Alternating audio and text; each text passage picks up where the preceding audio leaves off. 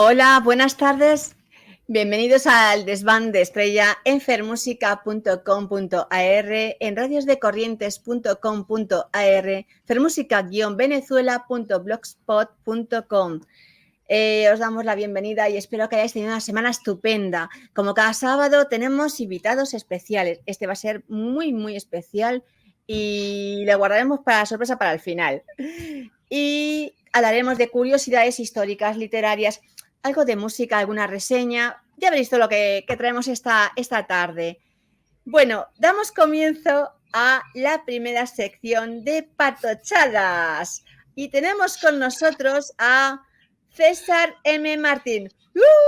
¡Hola, César! Buenas tardes a todos. Gracias por estar ahí un día más, los que estéis. Un sábado más. Programa, creo que estamos en el 16, ¿verdad? Es el programa 16, toma ya. Sí, Está sí, muy sí. bien.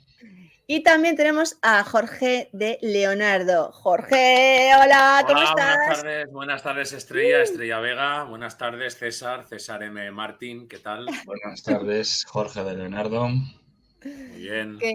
¿Emocionados con el partido del otro día? Yo estoy todavía en una nube. He bajado para hacer el programa, pero luego me volveré a subir. Hace bien, que allá arriba espero que se esté más fresquito que aquí abajo. Sí, yo también. Yo estoy en éxtasis, sobre todo porque no soy del Real Madrid, pero... Muy mal, pero aquí le llevo en mi corazón. O sea, yo soy de los que piensan que sí. Yo soy de la Real Sociedad de San Sebastián.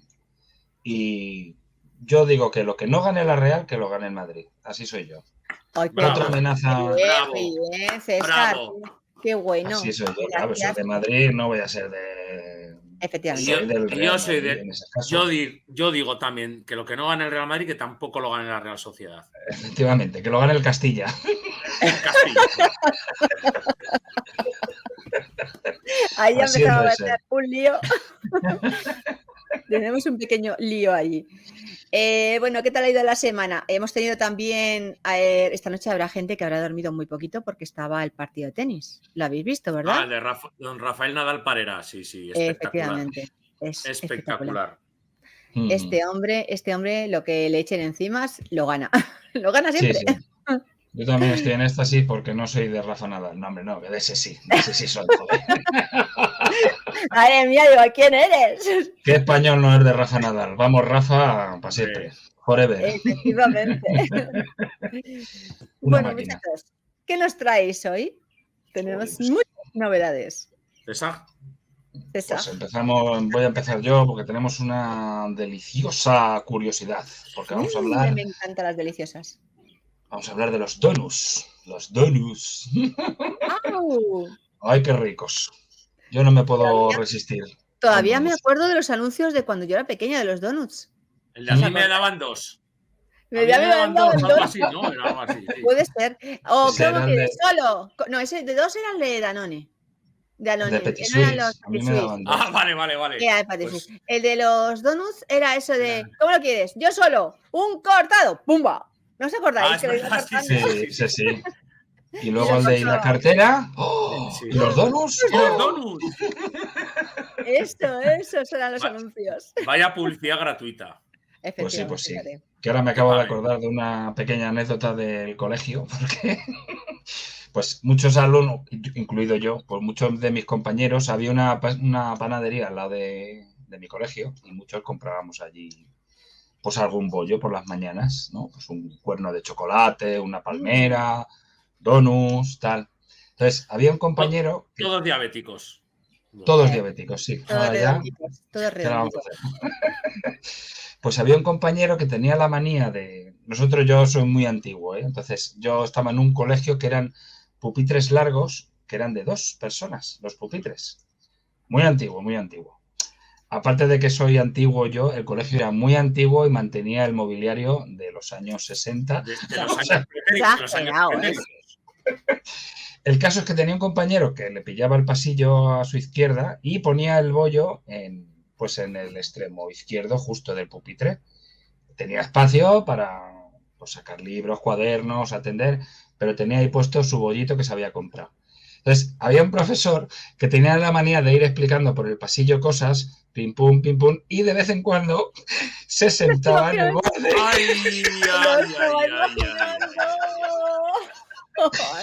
Y efectivamente pasó lo que pasó. ¡Ay, la madre! Y así se inventaron los donuts. Esa era la curiosidad. Sí, lo tuvo que tirar el chaval porque, claro, todo aplastado ahí del culo del profesor, pues dijo, mira, mejor me compro otra cosa. Tenía que ser el profesor. El profesor tenía que haberlo comprado. Y pues sí, la verdad que sí. Sí, claro, la culpa siempre es del profesor, claro. Todo. La culpa es del profesor. Mira cómo un momento muy cómico ese en el que todos nos dimos cuenta de que se iba a sentar en el bollo menos el profesor y el alumno. Y ya hizo ahí un requiebro raro el profesor, pero ya había puesto todo el culo, así que... Ay, Dios mío, ¿cómo se pondría el pantalón? Pues sí, me imagino. No sé si era creo que sí que era de chocolate y alguna... Todavía peor. Como lo de Greg. O sea, ¿no habéis visto nunca la película de Diario de Greg? Que el niño se sienta en algo de chocolate justamente en el pantalón y tiene que pasar por delante, va a misa con la madre y la familia y tal, y va a misa y tiene que pasar con el pantalón, no da tiempo a cambiarse. Entonces la madre le deja la chaqueta y se la ata a la cintura. Y claro, el niño sigue avanzando por el medio y el hermano, que es muy malo, coge y le pisa la chaqueta. Y se cae y en medio de toda la iglesia aparece el manchurrón en el trasero y todo. ¡Oh, hola! ¿Qué pasó? Encima empezaban a... dice el niño, que no, que es chocolate. Se coge así, se chupa y todos... Dios, Dios. ¡Qué asco! Pero era chocolate. ¿Qué cosas? Bueno, vamos a ver con la historia, que nos vamos de mal, que está divertido, pero la verdad es que podíamos no hablar de curiosidades de los donuts y de... Sí, pero bueno, pues en origen, o sea, a ver, el donut, os voy a hablar del bollo y del agujero también, que es lo importante. Sí, joder. ¿Por qué tiene un agujero y... y cómo se llegó a esa conclusión del agujero? Pero bueno, pues nació, aunque mucha gente pensará que es de los Estados Unidos el donut, pues no. Los que lo piensen están equivocados, porque nació en Países Bajos. Se lo inventó un holandés. ¿Holandés? Así, no tenía ni idea. Así como os lo cuento. Sí. En el siglo... Bueno, esto digamos que hay un bollo parecido al donus, que era pues una especie de masa, ahora os sigo explicando, que es del siglo XVI. Aunque ya los romanos hacían una especie de pasta de harina con miel que freían en aceite. Por Dios. Que se puede Pero considerar... sin agujero todavía. Sin agujero, claro. Que lo llamaban puñus, P-U-N-H-U-S, puñus, que es puño, porque era como un puño. Y de puño se puede entender que era un puñuelo, que es un buñuelo. De ahí viene la palabra buñuelo, desde puñus.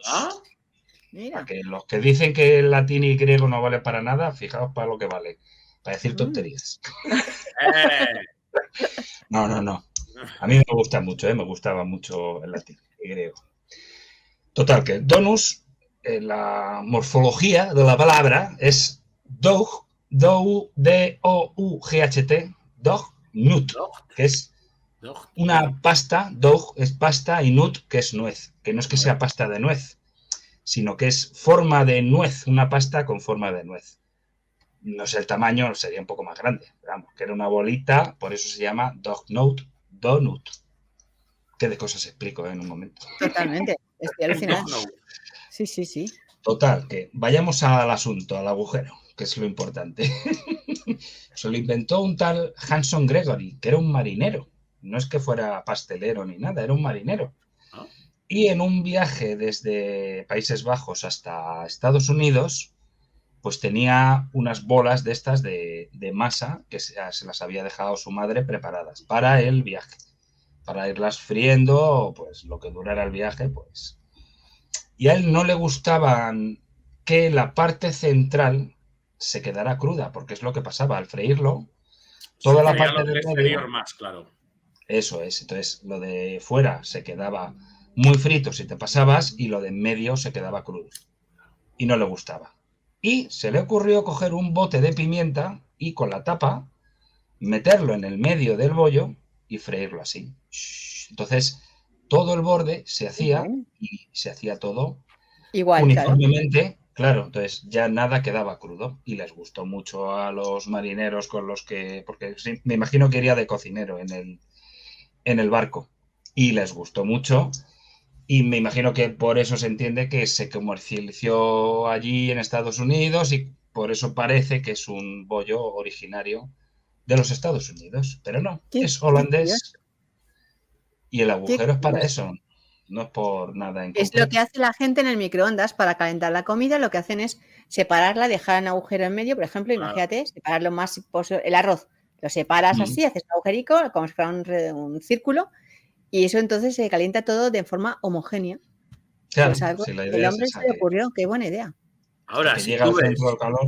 Si ves los ingredientes que lleva el donut, no comeríamos. O sea, ¿nunca os habéis fijado, nunca habéis leído los ingredientes que lleva el donut? No, la verdad que nunca he fijado. O sea, están muy buenos, pero. Ya. Pero de cordante o de poco de todo tipo de cosas, sí, de todo tipo de cosas. Azúcar para aburrir, en fin, tiene que ser eso. Pero bueno, están muy buenos. Claro que están ricos, por desgracia están ricos. ¿Y el de chocolate cómo se inventó, César? Ese ya no lo sé, pero algún goloso que dijo, vamos a echarle chocolate a esto, que le echaría chocolate a todo, hasta... Uno de los míos. Yo es que pensaba que el invento, o sea, lo del agujero del donut se había inventado en España, pero... ¿Por qué? Por Nacho Vidal, pero...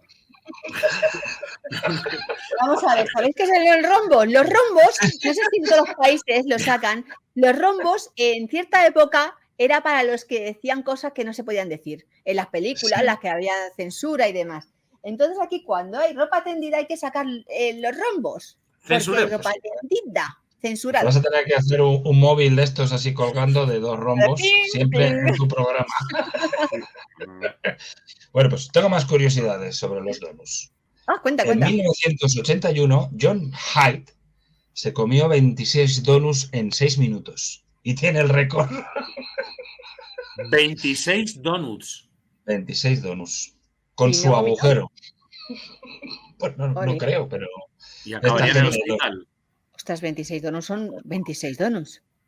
Hombre, yo me comería, si yo no tuviese, si yo fuera libre de pensamiento y de conciencia, me podía comer pues 5, 6 seguro, sí, pero vamos, los que me echase, pero 26, yo creo que 26 debe ocupar como un 50 centímetros, no, mucho más. Dos torres de 50 centímetros, por lo menos. Sí. Madre creo que en el último ya dijo, el agujero no me lo como, que ya estoy muy lleno. Y no se lo como. El agujero, ¿verdad? Yo solo como donuts en vacaciones en verano. O sea, la semana que nos vamos igual a algún sitio y tal, que en el buffet y tal te ponen... Porque me gusta mucho, pero es el único momento en que me solazo en ese sentido. Te liberas. Me libero. Y solo es esa semana que me como algún donut, porque si no, la verdad es que me gustan, pero hay que... Qué pena, ¿eh? Cuando somos niños no podemos. A mí me gustan también, pero me corto mucho porque si no sería eso tremendo. Los azúcares estropean el hígado. Hoy lo he leído. Entonces, al estropear el hígado tienes que hacerte una limpieza de hígado para que no se convierta en un hígado graso, porque eso es lo que hace que tengas barriga. La grasa de la barriga abdominal es por culpa del hígado. Entonces, hay una recomendación para la gente que tiene barriguita. Además de intentar comer menos donuts, tomar alcachofa, pero alcachofa concentrada. No vale cualquier alcachofa, o sea, un día comer alcachofa. No, es comer mucha alcachofa, porque lo que hace es limpiar y es buena. Sí, depurar. Es buenísima, es un depurativo buenísimo. Lo venden en pastillas que están mezcladas con otros ingredientes que además son buenos para el colesterol y demás, y no son muy caros. Pero lo más importante, chicos y chicas, es para bajar la barriga, es hacer ejercicio aeróbico. ¿vale? Sí. Aparte de la dieta sana es, pues eso, bicicleta, ir a correr, Movernos un poco. marcha nórdica, eso es. No lo olvidéis, niños. No lo olvidéis. Nuestra recomendación a los niños. Eso es. Más cositas. Ahora, más cosas. Sí. Donde más se consumen no es en Estados Unidos, es en Canadá, donde más se comen donuts. Es curioso también. Qué curioso. Esto es por el frío. Yo creo que sí. Eso es por para entrar en tener calorías. Necesitan grasa. Calentitos, qué ricos. Sí. Qué hambre, por Dios. Algunos países no los hacen dulces. Me imagino que son en Asia, porque están hechos como con cerdo seco, con algas. No. Eso no son donuts. No, llámalo otra cosa. Cubiertos de wasabi, los hacen también. No. Rellenos de tomate, picante. Madre mía. Es como esos que son de té. Hay comida que es de té. La comida de té, o sea, es que es asquerosa. Zumos de té o algo así. Comida que piensas que es dulce y es de té. Mi zumo. Zumo de té, mi teléfono. No me gusta. Los sabores que tienen que ser como tienen que ser. Mira, muy bien, bueno. Ahí está el gatito. En 1993, en Nueva York, se hizo el donut más grande del mundo.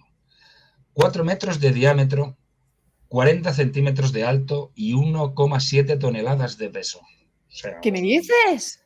Un donut que yo no sé si fue los que se comió John Hyde, 26 donuts así. Pero ¿cómo se puede cocinar eso? Pues no lo sé. La gente esto es como hacen las paellas estas enormes aquí en España. A ver, que tendrás que freírlo y luego darle la vuelta, porque tendrá que freírse por los dos lados y luego echarle el azúcar. O sea, el azúcar es fácil cuando una vez que... Pero hay que escurrirlo. El azúcar de Henares, sí. El gato que al final me toca el teclado y me lo jode. Perdón. Rombo. Es una palabrota. Vamos a ver. Perdón. Vamos a tener que poner un bote de dinero para cuando a vez que digamos una palabrota poner Venga, va. No, el tópico de que los policías de Estados Unidos comen muchos donuts tiene una explicación. Curiosamente tiene una explicación. Y es porque en los años 40 las únicas tiendas que había abiertas por la noche en Nueva York, Estados Unidos, eran de donuts. Entonces, por eso, claro, tenían hambre y lo único que podían comer eran donuts. Por eso esa... ¿No era 7-Eleven? Yo pensaba que se vendía allí, 7-Eleven. En los años 40 no sé si había 7-Eleven, hasta ahí no he llegado. Pero eso, que ese cliché de un poli con un donut es debido a ello. Amigo. Y ya para finalizar, porque si no me explayo mucho, ya no tiene, es en realidad en general sobre los bollos. Verás como el gato me toca el teclado. Pues muchas veces gente se queja de, es que los bollos son más pequeños ahora, no eran como antes, que eran más grandes. Y no saben igual. Eso dicen, pero yo tengo una teoría que es que no es que el bollo sea más pequeño, sino que tus manos son más grandes. Bueno, eso lo has comprobado científicamente. No, pero... Vamos a ver, hasta las bolsas de patatas fritas, las botellas de vino, las botellas de agua, todo es más pequeño. Tú abres una bolsa de patatas fritas y viene la mitad ya. Sí. Viene la mitad. Eso sí. Eso sí que no... Todo han cogido. Las tabletas de chocolate, esas que eran así de gordas, no voy a decir la marca, que todos sabemos que empieza por V, pero esas tabletas de chocolate están reducidas, son más chiquititas. Que es del que compro yo, que el negro al 70%. ¡Buah! Buenísimo. Espectacular. Y el puro que las onzas son más pequeñas. Es verdad. Sí, casi todo es más pequeño. Ya han reducido de todo y además te das cuenta porque los números no son ya no redondos. A lo mejor en vez de ser 200 gramos son 175 gramos. Dentro pone 170,4 gramos. O sea, es una lamentable. Lamentable. Sí, vamos, que también es... Tú coges un vaso normal y se lo das a un niño y en sus manos parece más grande. Que esa misma teoría, saca los rombos, se aplica en el cine porno. que usan, sí que es cierto, usan Eso actrices... no tiene que ver con el donus. Me No interesa. tiene que ver con el donus. No sigas. Stop. No sigas. Usan actrices pequeñas para que todo parezca... Pero vamos a ver, que aquí no lo he seguido, cachinaga. Yo no sé qué. Cuando te vea te dan una colleja, lo sepas. De hecho, en ese tipo de cine lo que más comen son donuts. Sí. Claro. Lo sacan así en ristra. Bueno, en fin, ya no... Y hasta aquí... Voy a poner música. Hasta aquí mi deliciosa sección de donuts. Qué rica. Y nada más que donuts. Estaba pensando en comer ahora. Qué hambre. Y estoy a régimen. Venga, sigamos. Vamos a tener que tomar muchas alcachofas. Sí. Pues ya es todo lo que tenía que contar. Así que, Jorge, adelante, cuando usted desee. Toma ya. Pues yo voy a cambiar un poco el tercio. Me voy a poner más serio. No. Ya, vamos a poner serios. Os voy a hablar de la llamada Capilla Sixtina del arte rupestre en el mundo. ¿Sabéis cuál es? Puede imaginarlo. Sorpréndenos. La cueva de Altamira. En Cantabria, al lado de la población de Santillana del Mar. Por cierto, población preciosa. No sé si habéis estado preciosa, me encanta. Espectacular. Espectacular. Muy bonito. Gran jugador del Madrid. Santillana fue un gran cabeceador, de los mejores cabeceadores que ha tenido el club, sin ninguna duda. En el mar, en la tierra, en la hierba, en todos los sitios. En todos. Exactamente. Bien, el caso es que os voy a hablar hoy de la cueva de Altamira. ¿Por qué? Pues porque como todo gran descubrimiento suele ser muchas veces por cuestión del azar, de casualidad, como va a ser en este caso. Bien, arte rupestre. Hablamos del Paleolítico Superior. Hacia las pinturas de Altamira son entre el 15.000 y 12.000 antes de Cristo. ¿Vale? Corresponde al periodo magdaleniense. Magdaleniense. Sí, ese periodo tan complicado. ¿Magdaleniense o donusiense? Magdaleniense, cuando se crearon las Magdalenas, en el magdaleniense. El donusliense es el siguiente. El donusliense. Bien. Agujeriense. Un poquito de seriedad. Acordiense. Bien. Cuevas de Altamira que fueron declaradas Patrimonio de la Humanidad en el año del Señor de 1985. ¿Vale? Bien. Qué tarde, ¿no? Pero ¿cuándo se descubrieron? ¿Ese dato lo tienes? Shh, tranquilo, paciencia. Corría el año del Señor de 1868 cuando un hombre llamado Modesto Cubillas, que era muy humilde, Cubillas, era muy humilde, y iba paseando con el perro pues por los alrededores de Santillana del Mar, y de repente el perro se quedó atrapado en una oquedad, ¿vale? Y fue Cubillas, Modesto Cubillas, a esa oquedad y eso es. Y dijo, oye, ¿pero qué es esto? Era la entrada a una cueva. Pero el hombre no entró. ¿Qué es lo que hizo Modesto Cubillas? Fue a decírselo al dueño de sus tierras, donde tenía arrendada, este hombre tenía arrendadas unas tierras, ¿vale?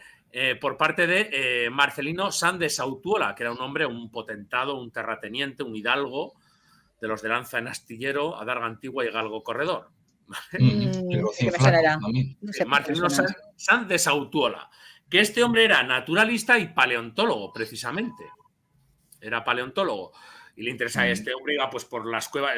En Cantabria es zona de cuevas, está lleno de cuevas. Asturias, Cantabria, lleno de cuevas. Y este hombre pues le gustaba ir a investigar las cuevas, ver, pues sacar los huesecillos que hubiera por ahí, etcétera. ¿Vale? El caso es que este hombre fue a decírselo a Marcelino. Yo creo que la conversación fue más o menos así, por parte de Cubillas a Marcelino. Don Marcelino, que he ido con mi perro y se ha quedado atrapado en un hueco Y era una cueva. Fue más o menos la conversación así, y ya está. Y Marcelino al principio no le hizo demasiado caso, porque Cuevas había con su pan y su vino y no. Sí, en paz. El caso es que Marcelino Sanz de Sautuola hizo como 2 incursiones en el año del Señor de 1875 y el 76 a la cueva, pero se quedó como por afuera, tampoco... o sea, tampoco se introdujo demasiado, porque tampoco buscaba eso, pues huesos sobre todo, y no volvió hasta el año 1879, 11 años después del descubrimiento por parte de Cubillas, y fue con su hija María, era una niña de 8 años, y lo mismo, pues él se quedó por fuera de la cueva, pues ahí, o sea, digamos, la primera parte, que es donde porque claro, en el Paleolítico Superior la gente era nómada todavía, lo que hacía era buscar las cuevas pues para resguardarse. Cuando llegaba el mal tiempo, pues se cambiaban eran nómadas, se cambiaban de cueva buscando pues alimento y demás, ¿vale? El caso es que este hombre se quedó por ahí por fuera y buscando sus huesos, y la niña María se introdujo en la cueva. Y de repente salió de la cueva y la conversación sería más o menos así, ¿vale? Con su padre. Papá, dime, María, es que me he metido dentro de la cueva. Joder, parezco la duquesa de Alba. Pudiera ser, para esa época. Me he metido dentro de la cueva y he visto en el techo unos bisontes y unos jabalíes. Y entonces Marcelino dijo, ¿pero qué dices, pequeño? Más o menos ahí. Y entonces fue María con una especie de linternas que había, esas de gas o de lo que fuera, fueron al interior de la cueva y vieron en el techo, pues eso, pues vieron ya pues todas las pinturas rupestres impresionantes, los jabalíes, ciervos, bisontes, una auténtica maravilla. Luego también había pues por las paredes, pero sobre todo en el techo, en el tejado. Y claro, este hombre ya pues salió maravillado de allá. Era un descubrimiento brutal. Pero claro, ¿quiénes son en aquella época los mejores paleontólogos que había? Eran los franceses en Francia.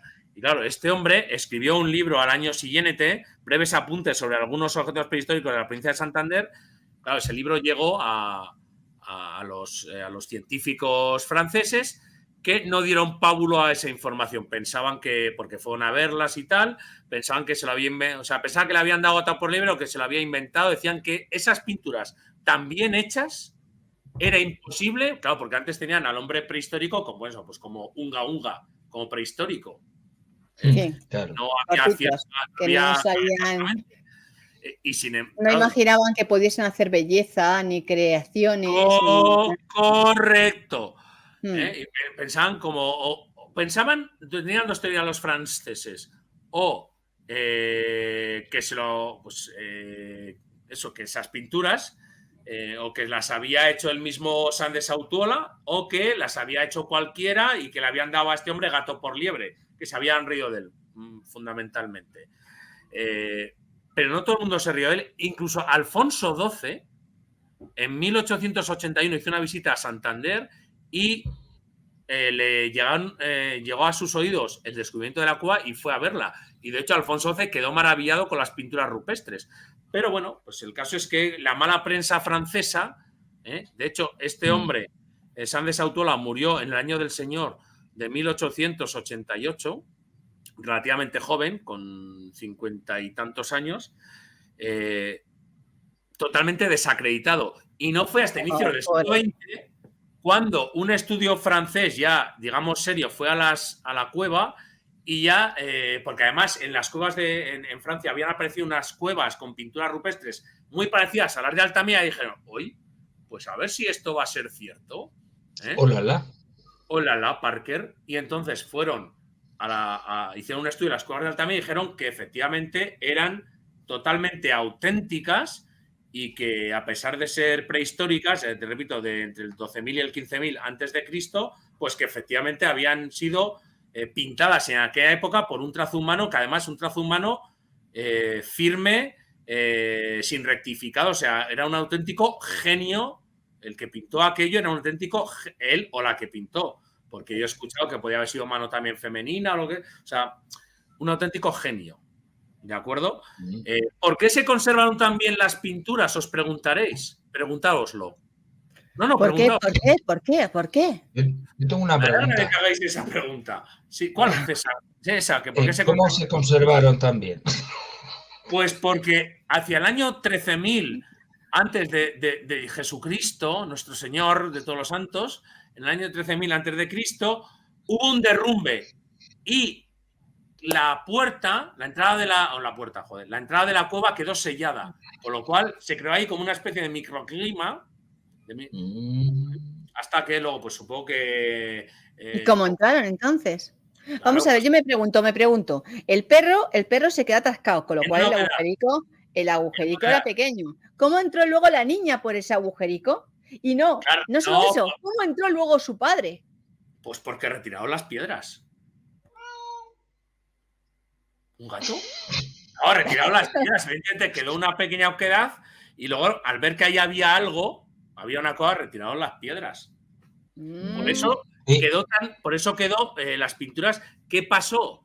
Que una vez que se abrió la entrada, claro, ahí entra el oxígeno, entra el dióxido de carbono y claro, de ahí que luego hubo una época en la que se hacían visitas masivas a la cueva y claro, vieron que las pinturas empezaban a deteriorarse, con lo cual hubo que sellar la cueva otra vez, poner una puerta, hacer un estudio y se cerraron en 2002.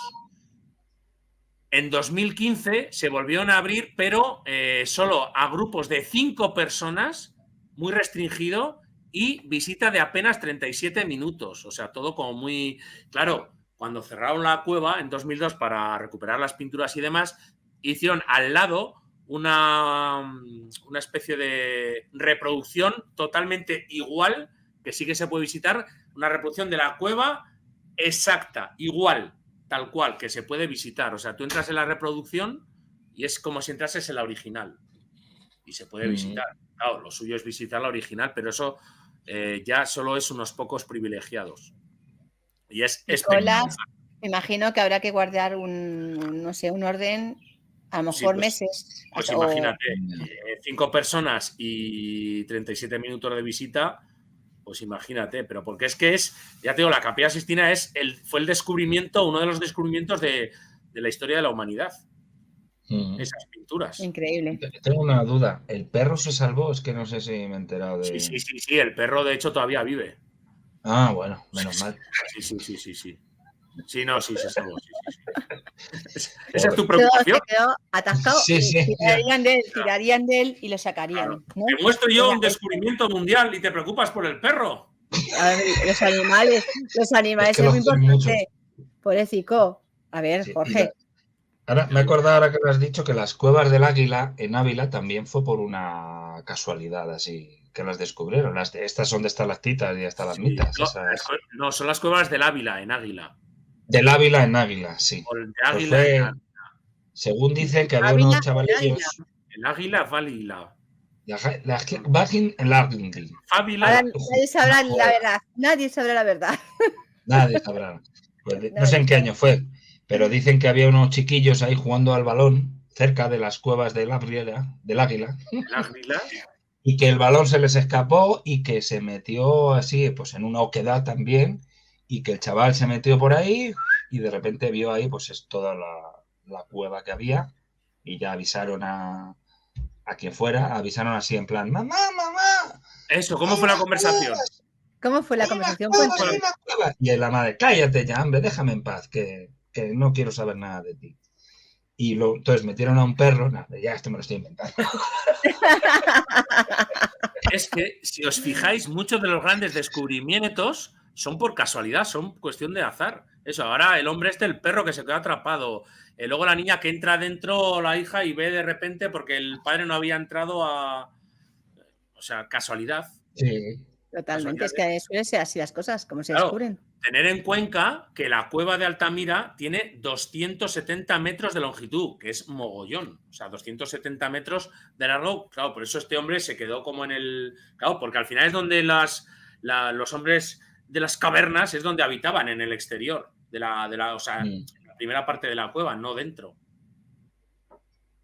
Entonces, ¿dónde aparecían los dibujos? ¿Al principio o al final? No, estaban dentro. Eso se ve que alguien, pues yo qué sé, pues igual pensaba que de forma mística pues iban a preservarse mejor las pinturas dentro, o algo, no sé, algo he leído también, o algo que tenga relación con el chamán que pintas esas pinturas, algo, pues eso, algo de misterio, de algún sentido tendría, o simbólico, o algo tendría.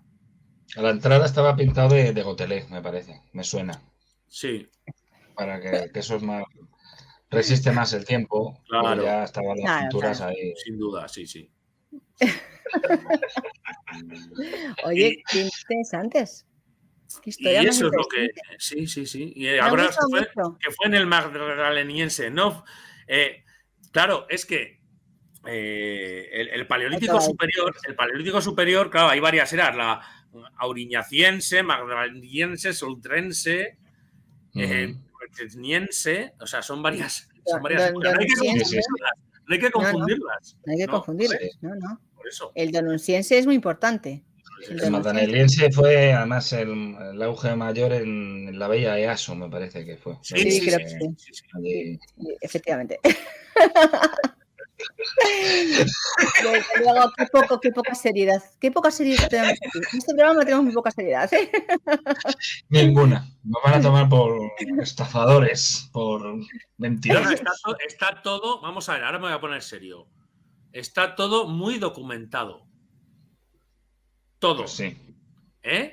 O sea, no penséis que buscamos todo por internet y todo lo que salga en Google y en Wikipedia y tal. Está todo documentado al dedillo. Lo mío también, Aquí siempre traemos cosas. Expresamente con un familiar de John Doherty, el que se lo inventó, ya ni me acuerdo. Pero he ido a hablar con un familiar y me dice que sí. ¿Ves? Que los agujeros que tiene hasta el bote de pimienta y todo ahí. Con todos, que de vez en cuando lo lame un poquito porque queda algo de donuts, de la azuquita. Yo no digo nada. En fin. No digo nada. Bueno, chicos, ha sido un placer hablar con vosotros y la próxima semana más, pero no mejor.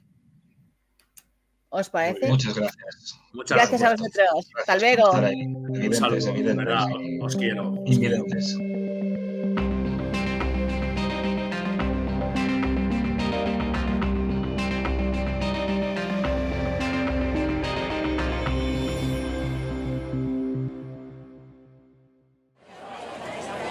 Estoy en la caseta de Ángel Martín, que hace poco estuvo con nosotros en el desván de Estrella. Voy a saludarle y a mandarle un abrazo de parte de todos los que estuvisteis viendo y escuchando sus comentarios, y de paso que me lo firme. Hola, ¿qué tal? Muy bien. ¿Te acuerdas de mí? Ah, coño, si estuvimos charlando, joder. Hombre, que si estuvimos hablando. Vas a tener que recordar nombre, porque soy Estrella Vega. De parte de Raulito, mi sobrino. Es cierto. Un beso muy fuerte. No ha venido porque tiene exámenes, si no, bueno, habría venido. ¿Qué tal va la gira? Muy bien. ¿Y la feria? Disfrutándolo, como un crío. No me extraña, veo sonrisa, eso me encanta. Me alegra muchísimo de verte y en persona. Fue muy divertido estar contigo y me encanta haber estado. Quiero que mandes un saludo a todos los que están leyéndote. Un saludo a todos los que nos estáis viendo ahora en directo, es la típica trama de Estrella. Un saludo a todos. Iros a hacer cosas, que no estáis haciendo nada. Muchas gracias, chicos, a todos. Una foto. Continuamos con nuestra sección Descubriendo Autoras. ¿Qué tal, Alma? ¿Cómo estás? Bienvenida, que hace mucho que no hablábamos. Hola, Estrella. Sí, la verdad es que pasan las semanas y bueno, y pasan volando, ¿eh? Pero bueno, ya estamos otra vez aquí con alguna otra recomendación. Estupendo. ¿Qué nos traes esta vez? Pues mira, estaba ya haciendo memoria el otro día preparando la sección y digo, por ahora he llevado un poco de todo, ¿no? Hemos traído pues una antología de cuentos, tras una novela juvenil, también el libro de haikus, en fin, hemos tenido un poco de todo para que la sección sea lo más variada y además pues con autoras tanto hispanohablantes como norteamericanas. Y le estaba dando vueltas a ver qué podía traerle a nuestra audiencia. y me decanté por un libro que me enamoró hace un par de años. Y digo, mira, lo tengo que llevar porque es verdad que no es un descubrimiento de una autora, pero sí que lo podríamos bautizar como un redescubrimiento. Y quizás ahora nuestros oyentes puedan entender por qué lo digo. Estupendo. Mira, traigo en concreto un libro que se llama El libro de Gloria Fuertes para niños y para niñas y para niños. Quizás nuestros oyentes de Argentina, quizás nuestros oyentes de Hispanoamérica, puede que no estén muy familiarizados con el nombre de Gloria Fuertes. Pero yo que soy una niña criada en los 80 en España, pues para mí este nombre significa mucho. Y bueno, para mí y para muchas personas Muchas, tanto de mi generación como de generaciones anteriores y quizás sí. no tanto posteriores. Contextualizo un poco, sí es verdad que no voy a contar muchos datos de Gloria Fuerte porque es algo que nuestros oyentes pueden bichear en la Wikipedia o en cualquier otra página web, pero sí es verdad que Gloria Fuerte fue una autora muy poco convencional y que bueno, yo creo que llegó a ser reconocida, es verdad que consiguió ese reconocimiento antes de fallecer, porque murió en la década de los 90, si no recuerdo mal, pero que yo creo que en los últimos años pues ha caído un poco en el olvido y creo que quizás es el momento un poco pues de redescubrirla, ¿no? Yo me acerqué a ella cuando era una niña, Gloria Fuertes era una escritora sobre todo de literatura infantil, escribía muchísimos cuentos, pero también escribía mucha poesía. Y la verdad es que yo creo que no está nada mal acercarse también a ella, ya que está con ojos en la adultez, ¿no? Sobre todo las personas que no la conozcan hasta ahora van a descubrir una poeta con mucho humor, muy cercana, con un lenguaje muy llano. Y la defino sobre todo como poeta, aunque ella también escriba cuentos, porque ese ritmo y esa rima no deja de estar presente en todo lo que ella escribe, ¿no? Y es algo que van a notar las personas que se acerquen a su obra. Y bueno, en concreto la edición que traigo es una edición ilustrada, bastante gruesa, en tapa dura, Ujú. Tapa dura, sí. de Blackie Book, la editorial. Y se trata de una edición, bueno, ilustrada por Marta Altés, y que los textos han sido, a ver si encuentro el nombre, lo que es la edición y los textos lo ha preparado Jorge de Cascante. Me parece una edición muy buena para introducirse en lo que es la literatura y la obra de Gloria Fuertes, porque recopila un poco de todo. No solo sus versos y muchos de sus cuentos, sino que también nos acercamos a su vida, tanto a través de sus textos como a través de otros textos que nos cuentan en tercera persona lo que fue ella. O sea, encontramos tanto narraciones en primera persona de la autora, de cartas que escribía ella, de cómo respondía a los niños cuando le hacían algunas consultas, como también de otras personas, ¿no? Que cuentan un poco la vida de Gloria Fuerte. Y por supuesto, pues vamos a encontrar esos cuentos y esa rima que, como decía al principio, no tienen ese punto de frescura que yo creo que no les va a decepcionar a nuestros oyentes. Además es que quien la ha oído hablar, quien la ha escuchado leer, tiene esa en la memoria esa voz. No me digas que tú hablas de Gloria Fuertes y no tienes ese tono suave, aterciopelado de su voz. No me digas ¿a que sí? Sí, la verdad es que era un personaje muy entrañable y Mm. hasta el punto de que precisamente en esta edición se recogen algunas de las cartas que ella misma recibía de muchos niños. Y la verdad es que cuando lo leía, porque es verdad que es una lectura que es muy fácil de compatibilizar con cualquier otro libro, porque no es una novela que porque hay algunos lectores que Ah, prefieren terminar. empezar una novela y terminarla y no compatibilizar con otras lecturas, ¿no? Sin embargo, este libro se presta a todo lo contrario, a irlo disfrutando poco a poco, a acudir a él siempre que tienes un rato. Yo lo leí, como digo, hace un par de años, creo que fue en verano, finales de verano de 2020 cuando lo adquirí, y fue un libro que me acompañó durante varios meses y me acompañó al mismo tiempo que iba terminando otras lecturas, porque a lo mejor un día pues leía un par de poemas o leía un fragmento de su vida y, como te decía, cuando llegué al final de la edición y di con todas esas cartas de los pequeños que le escribían en Qué aquella bonito. época, ¿no?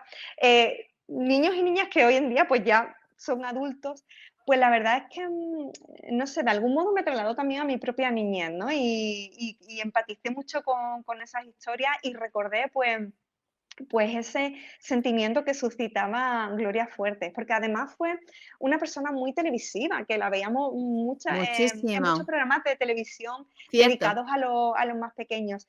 Mm. Y bueno, yo, la verdad es que como digo, para los niños españoles que nos criamos a finales de los 80, a principios de los 90, fue un personaje que forma parte de nuestra infancia. Yo no sé si las personas que nos oyen, pues al otro lado del Atlántico, les suena este nombre, pero si no es así, yo les invito a que se acerquen a esta autora y si puede ser por este volumen, porque creo que puede ser una buena introducción a ella. Me parece estupendo. ¿Y puedes leernos algo? ¿Qué Claro, además que preferirías?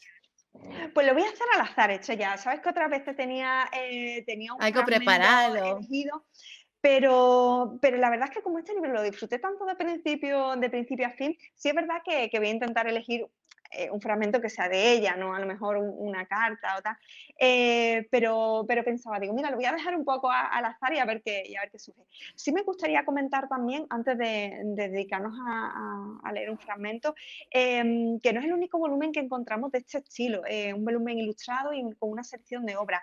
La misma persona que se encarga de la edición, Jorge de Cascante, tiene también otro volumen que, si no me equivoco, porque lo digo un poco de memoria, se llama A secas el libro de Gloria Fuertes. O sea, este en concreto, el libro de Gloria Fuertes para niñas y niños, y el otro volumen se llama A secas el libro de Gloria Fuertes. Ujú. Y es también mantiene más o menos el mismo diseño, la misma línea de edición de este libro, ¿no? Diferentes fragmentos para que te hagas una idea global de lo que es la obra de Gloria Fuertes, y también ilustrado, y también en tapadura, y también una edición preciosa. ¿Y Y cuál es bueno, la dicho diferencia? ¿Cuál es la diferencia entre los pues 2? me parece que ¿Las cartas, a lo mejor?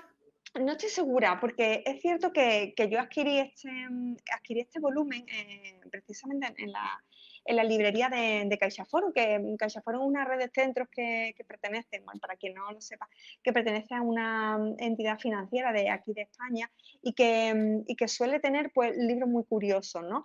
Entonces, tiempo más tarde descubrí que había otro volumen y la verdad es que lo tengo ahí, en mi lista de deseos, pero todavía no lo he adquirido, pero seguro, yo me imagino que es eso, que es quizá aquellos fragmentos no tan dedicados al público infantil, sino a lo mejor a un público más adulto, ¿no? Porque al fin y al cabo, aunque Gloria Fuerte la asociemos con la literatura infantil, con los cuentos, con esos versos y canciones para el público, para los más pequeños, pero ella también llegó a hacer otro tipo de texto. Entonces, quizás Ujú. pues esa sea la distinción principal, pero lo digo un Puede poco ser. por intuición, se lo digo también Sí, a sí, nuestros sí. oyentes, que estoy hablando un poco sin saber.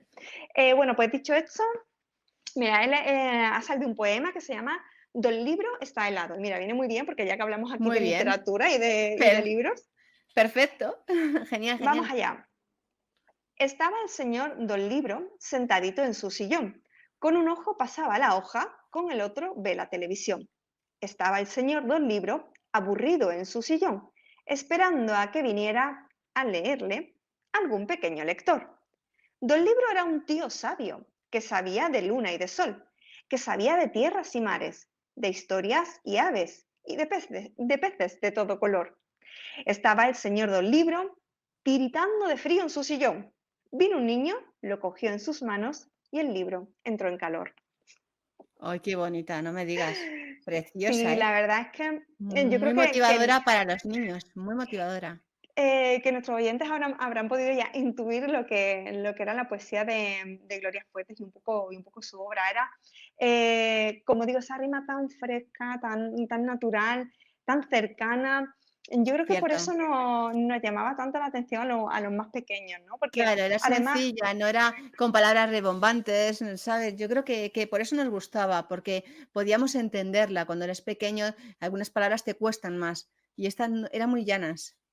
pero lo más curioso que me resulta extraño, o por lo menos la percepción que tengo yo cuando leo a Gloria Fuertes, es que a pesar de ser un lenguaje tan llano, tan sencillo, como tan dirigido a los niños, encierra realmente conceptos de gran complejidad y encierra, yo creo que bastante cuidado a la hora de elegir las palabras, como digo, los contextos y sobre Totalmente. todo esa rima, ¿no? Para dar tanta sonoridad y yo creo que también para favorecer que los más peques pues se lo aprendieran de memoria y lo pudieran recitar. Y tiene un gran mensaje. La verdad es que transmite Sí, muchísimo, ¿eh? es una autora que si lees un poco de muchos de sus poemas, pues están protagonizados por la naturaleza, hay mucha metaliteratura, ¿no? Habla mucho de los libros, del amor por la literatura y por las historias, como digo, por los animales, por la naturaleza. Y la verdad es que te da ese calorcito en el alma, ¿no? De esa alegría y también esa nostalgia y bueno, yo creo que puede ser una lectura que a muchos de nuestros oyentes les puede sorprender. Bueno, pues a ver si se animan a escribirnos en Twitter y nos cuentan en el desván. Es simplemente el desván, desván estrella en Twitter. Y allí nos cuentan qué les ha parecido este libro, si han leído algo de esta autora. Y bueno, que sigamos trayendo más literatura de mujeres a este mundillo. Muchísimas gracias, Alma. Pues Ha nada, sido un placer. muchas gracias Estrella y nada, nos vemos el mes que viene y nada, un saludo a nuestros oyentes de uno y otro lado del Atlántico. Un beso. Hasta Hasta luego. luego.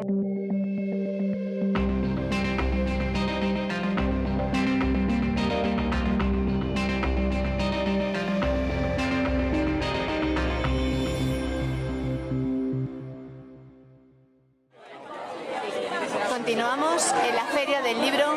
Estamos en la librería Reno, en donde Blue Jean está haciendo dedicatorias a todas las personas que traen sus libros. Hay una cola bastante grande, mucha gente que está esperando, pero muy bien organizado porque han dado números, con lo cual directamente no hay que esperar. Tú sabes que vienes más o menos y tendremos la firma de Blue Jeans.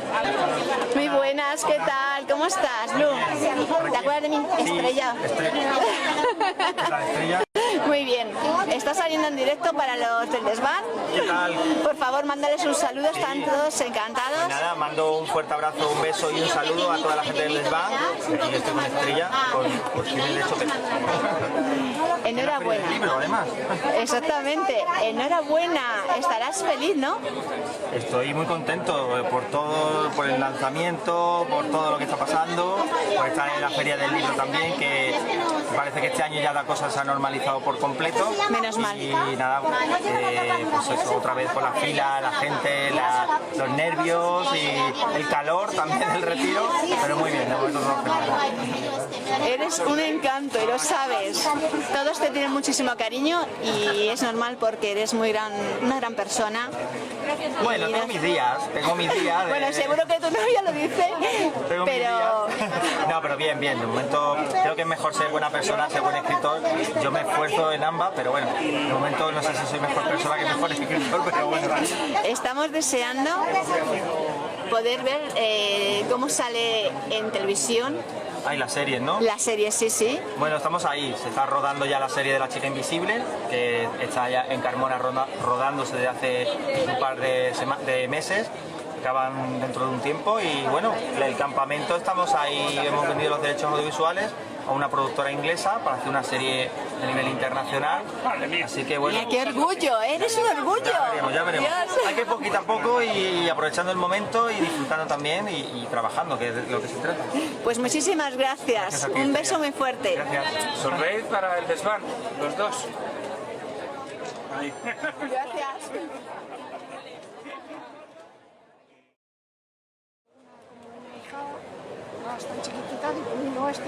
Seguimos en la Feria del Libro y en esta ocasión estamos con Isabel Ruiz, la autora de Dentro, con Ilustropos. Un segundo porque voy a cambiar de imagen para que todos podáis verla. Hola, ¿qué tal? Hola, ¿qué tal? Gracias por estar aquí con nosotros y hablar con el desván Estrella. Quería que nos contases un poco cómo ha sido tu trayectoria para llegar hasta aquí, porque en qué momento abriste los ojos y dijiste, madre mía, estoy en la Feria del Libro. ¿Cómo ha sido ese? Bueno, a la Feria del Libro llevo ya viniendo pues bastantes años desde la primera publicación. O sea, llevo trabajando en visibilizar a la mujer desde hace ya pues como 8 años y bueno, pues desde la primera publicación estuve invitada aquí por diferentes librerías y la verdad es que siempre es emocionante estar aquí y poder compartir con los lectores, ¿no? estos ratitos.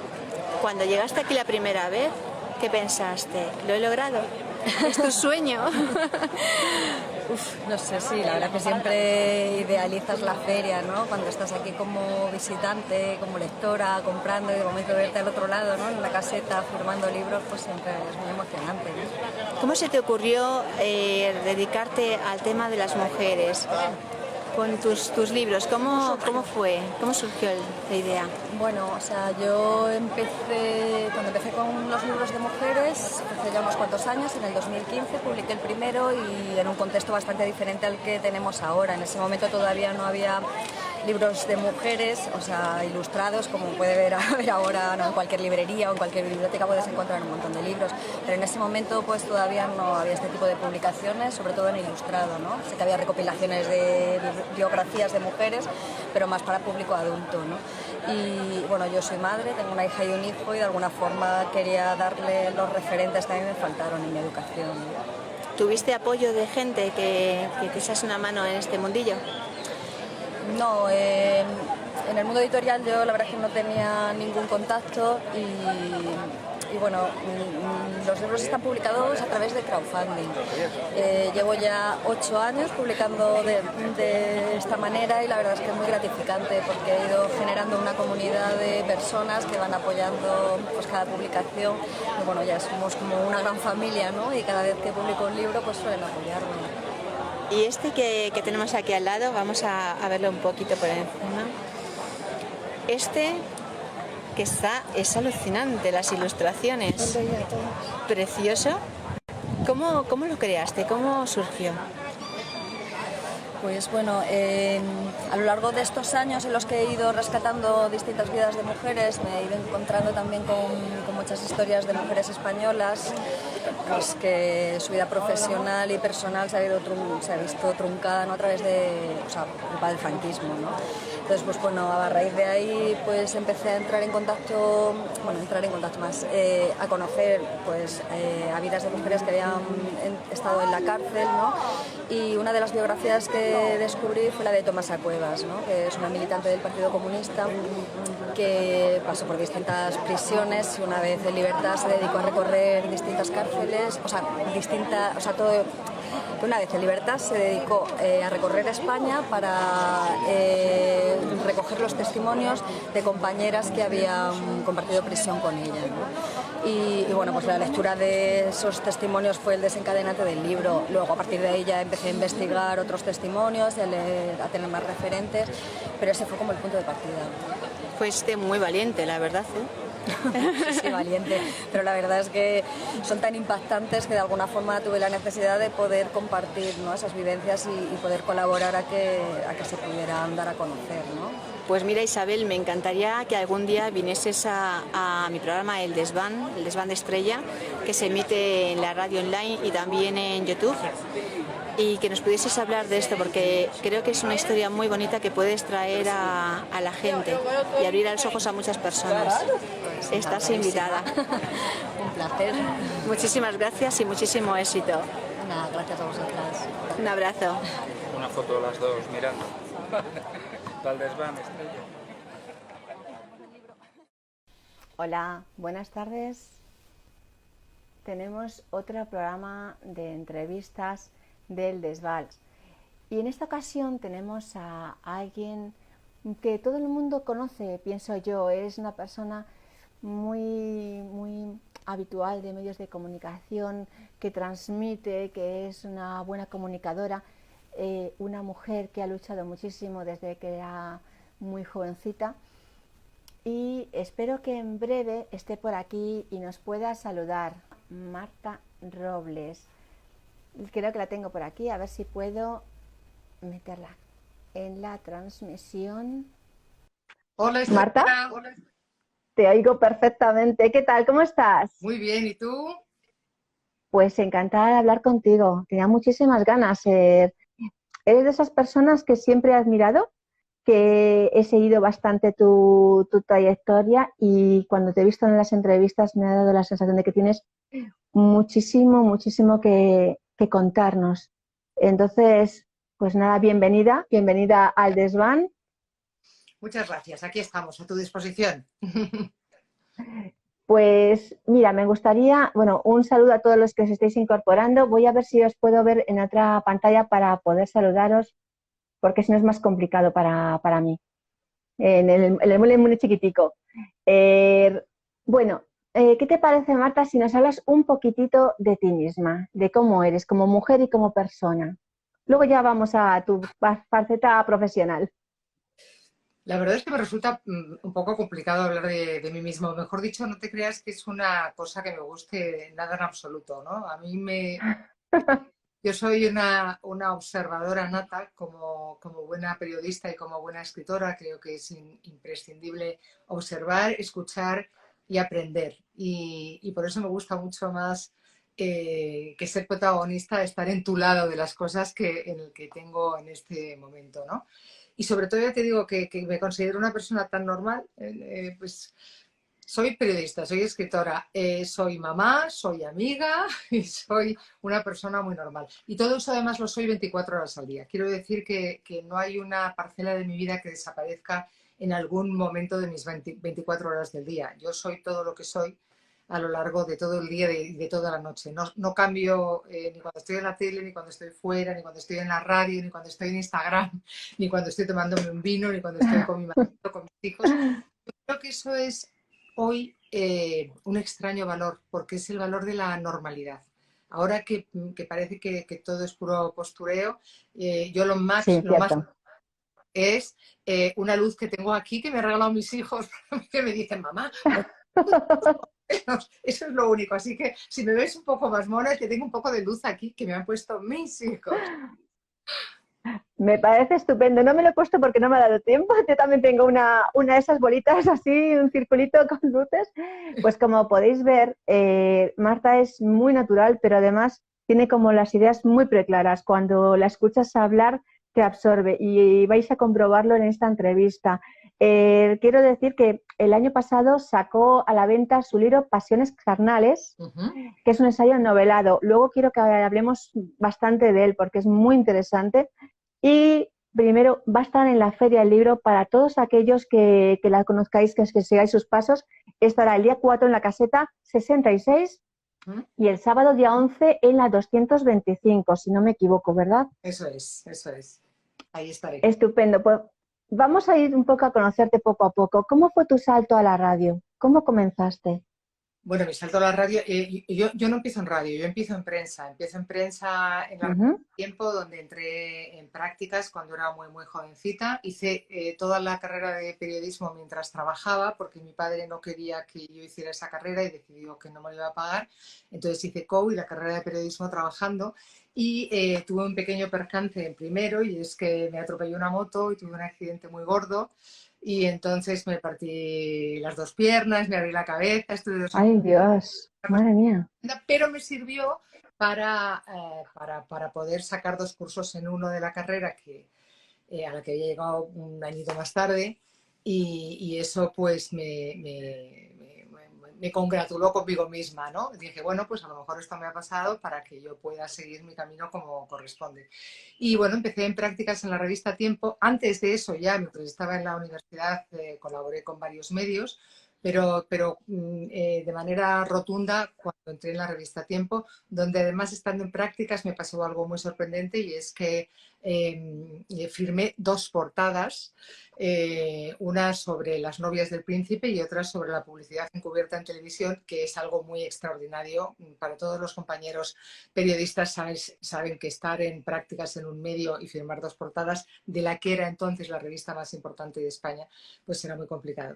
Y bueno, estando en la revista Tiempo, me pidieron que entregara un currículum, ya ves, el poco currículum que yo tenía, para una nueva televisión que se iba a montar en Londres, que era Canal 10, y yo sin mucho entusiasmo pues lo mandé y me cogieron. Entonces me fui a Londres, pero nunca dejé de colaborar en prensa. Seguí colaborando en tiempo y es más, empecé a colaborar desde allí con la Unión de Escritores. Y después volví a España, cuando eso fue un año y durante ese año aprendí muchísimo y estuve con gente interesantísima, estuve con Emilio Aragón, con Daniel Écija, con gente que luego ha tenido también unas grandes trayectorias. Y a la vuelta empecé en Televisión Española, en el regional de Castilla-La Mancha, que estaba entonces en Madrid, en Paseo de la Habana, como coordinadora, guionista y presentadora. Y cuando ese canal se empezaba a ir ya a Toledo, fue cuando me presenté a Telemadrid y empezó mi carrera en Telemadrid, que fue muy, muy larga, como la gente sabe. Es alucinante. Y entre medias de eso me llamaron en un momento determinado para hacer una prueba en la radio y entré en un programa que entonces era muy famoso, que era Caliente y Frío, junto a José María Comesaña, y José María se encargaba de la parte de espectáculos y yo de política y de cultura. Ahí conocí a Pedro J. justo cuando le echaron de Diario 16 y gracias a eso me encargaron mi primer libro, que fue precisamente la biografía de Pedro J. Ramírez. Estoy hablando esto del Pleistoceno, que estamos hablando del año 83. Y este año me hicieron una entrevista, me llamaron también para hacerme una prueba en la SER y entré en la SER, con lo cual hay un poco, es que si te cuento todo mi currículum te aseguro que no tenemos... Mira, yo he estado mirando todo tu currículum para no saltarme nada y me has dejado impresionada. O sea, que compaginabas el programa Caliente y Frío con tu trabajo en la televisión, que estuviste en Onda Cero. Bueno, yo pensaba, ¿cómo es eso de empezar una chica joven a trabajar con... Ha sido uno de los momentos más importantes y mágicos de mi vida y algunos de los programas que yo hice y bauticé siguen estando ahora en antena, como es Si amanece nos vamos, que es un título que yo quiero mucho porque es de un grabado de Goya de la serie Los Caprichos. Estuve dirigiendo y presentando también A vivir que son 2 días. Fueron años de verdad que lo pasé muy muy bien y años de muchísimo trabajo porque también lo compatibilizaba en ese caso con el trabajo en Antena 3. Es que no parabas. ¿Y cómo es eso de empezar a trabajar cuando empiezas así con gente famosa, con gente que ya tiene a lo mejor más recorrido como Carlos Herrera? Porque al principio te chocarían conocerles, ¿no? ¿A quién? ¿A Carlos Herrera? Carlos Herrera, cuando yo lo conocí, era famoso, bueno, empezaba a ser famoso. Bueno, claro, le vemos ahora como ahora famoso. Cierto. Carlos Herrera, digamos que ha sido el proceso inverso. Carlos Herrera colaboró conmigo en mi programa de Onda Cero durante un año. Él entraba desde Miami y entraba a hacer una colaboración en mi programa durante un año. A Carlos yo ya le conocía desde hacía mucho más tiempo, sobre todo porque teníamos amigos comunes, entre otros Rafael Martínez Simancas, que ya murió y era muy amigo de los dos, y estaba trabajando en la radio conmigo y trabajó conmigo precisamente también en ese programa de Onda Cero. Y después, al año siguiente, estuve yo haciendo colaboraciones con Carlos en el programa que hacía él en ese horario que anteriormente había hecho yo. Con lo cual, te quiero decir, es que no he tenido... Gracias. Siempre nos pasa estas cosas. Tendemos a pensar que grandes son ellos y ellas están al lado. No. No, y no es así. En el caso de... Cierto, no es así. Cuando yo empecé a trabajar con Jesús Hermida, yo dirigía y presentaba en la SER A vivir que son, Si amanece nos vamos, y Jesús me llamó para hacer un apartado dentro de su programa de reportajes, pero te quiero decir que yo dirigía y presentaba mi propio programa por otro lado, no empecé con él ni nada que se le parezca, le tenía mucha admiración, mucho respeto y mucho cariño, y Carlos Herrera me cae muy bien, pero te quiero decir que las cosas como son.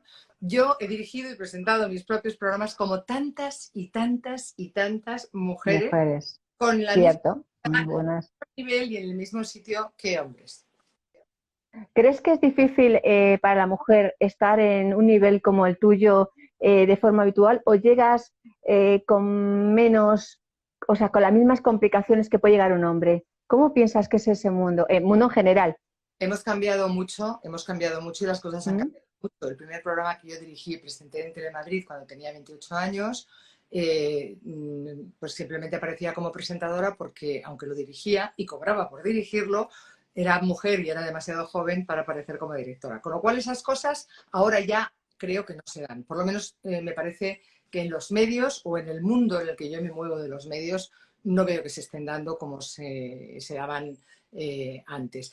Yo creo que hemos avanzado considerablemente. Nos queda mucho camino, por supuesto que sí, pero para eso tenemos que creer de verdad en que somos iguales y que somos capaces de hacer las cosas exactamente igual que los hombres y que somos igual de buenas y de malas. No pensar que nosotras somos las buenas y que tenemos que ser perfectas y además tenemos que ser madres y amigas y tías y primas. No, nosotras tenemos que ser Superwoman. Buenas o malas o regulares y además tenemos que tener la capacidad de equivocarnos, como la tiene cualquier hombre, y de ese modo conseguiremos tender a lo que realmente queremos, que es la igualdad de derechos, de oportunidades, de obligaciones y de consideraciones. ¿Y tú crees que las mujeres nos hacemos más zancadillas entre nosotras? No, eso es una estupidez. Perdóname. ¿Tú piensas eso? No, es una idea que se comenta y yo lo traigo aquí simplemente. Esta es la típica chorradita que nos han estado diciendo los hombres desde que éramos pequeñitas. Ay, que vosotras sois muy gallinas y que vosotras no sé qué y vosotras sois tal. Se acabó. Se acabó. Hay hombres que se fastidian entre ellos mucho más. Mira, yo creo que he visto que son hipercompetitivos, mucho más competitivos a veces que nosotras, y se ponen la zancadilla, pero es que luego se les olvida. Lo que pasa es que nosotras sí que es cierto que tenemos más memoria.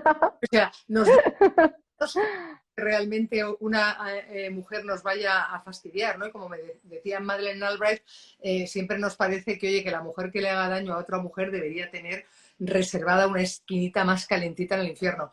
Pero sí que es cierto que eso es algo que nos han metido en la cabeza a ellos. Yo lo que veo es mucha amistad, mucha solidaridad y mucha sororidad entre las mujeres, y creo que hay hombres que entre ellos se fastidian muchísimo, se pisotean, se pisan la cabeza para escalar, y también hay mujeres que lo hacen, pero es que eso es consustancial a determinados tipos de personas, independientemente de su sexo. Efectivamente, yo también opino igual que tú. Me gusta muchísimo tu forma de pensar y creo que eres un buen ejemplo para todas aquellas mujeres que quieren luchar y quieren abrirse un poco de huequecito en cualquier mundillo que haya. Dime una cosa, has trabajado en televisión, en Telecinco, en Antena 3, yo creo que en todos.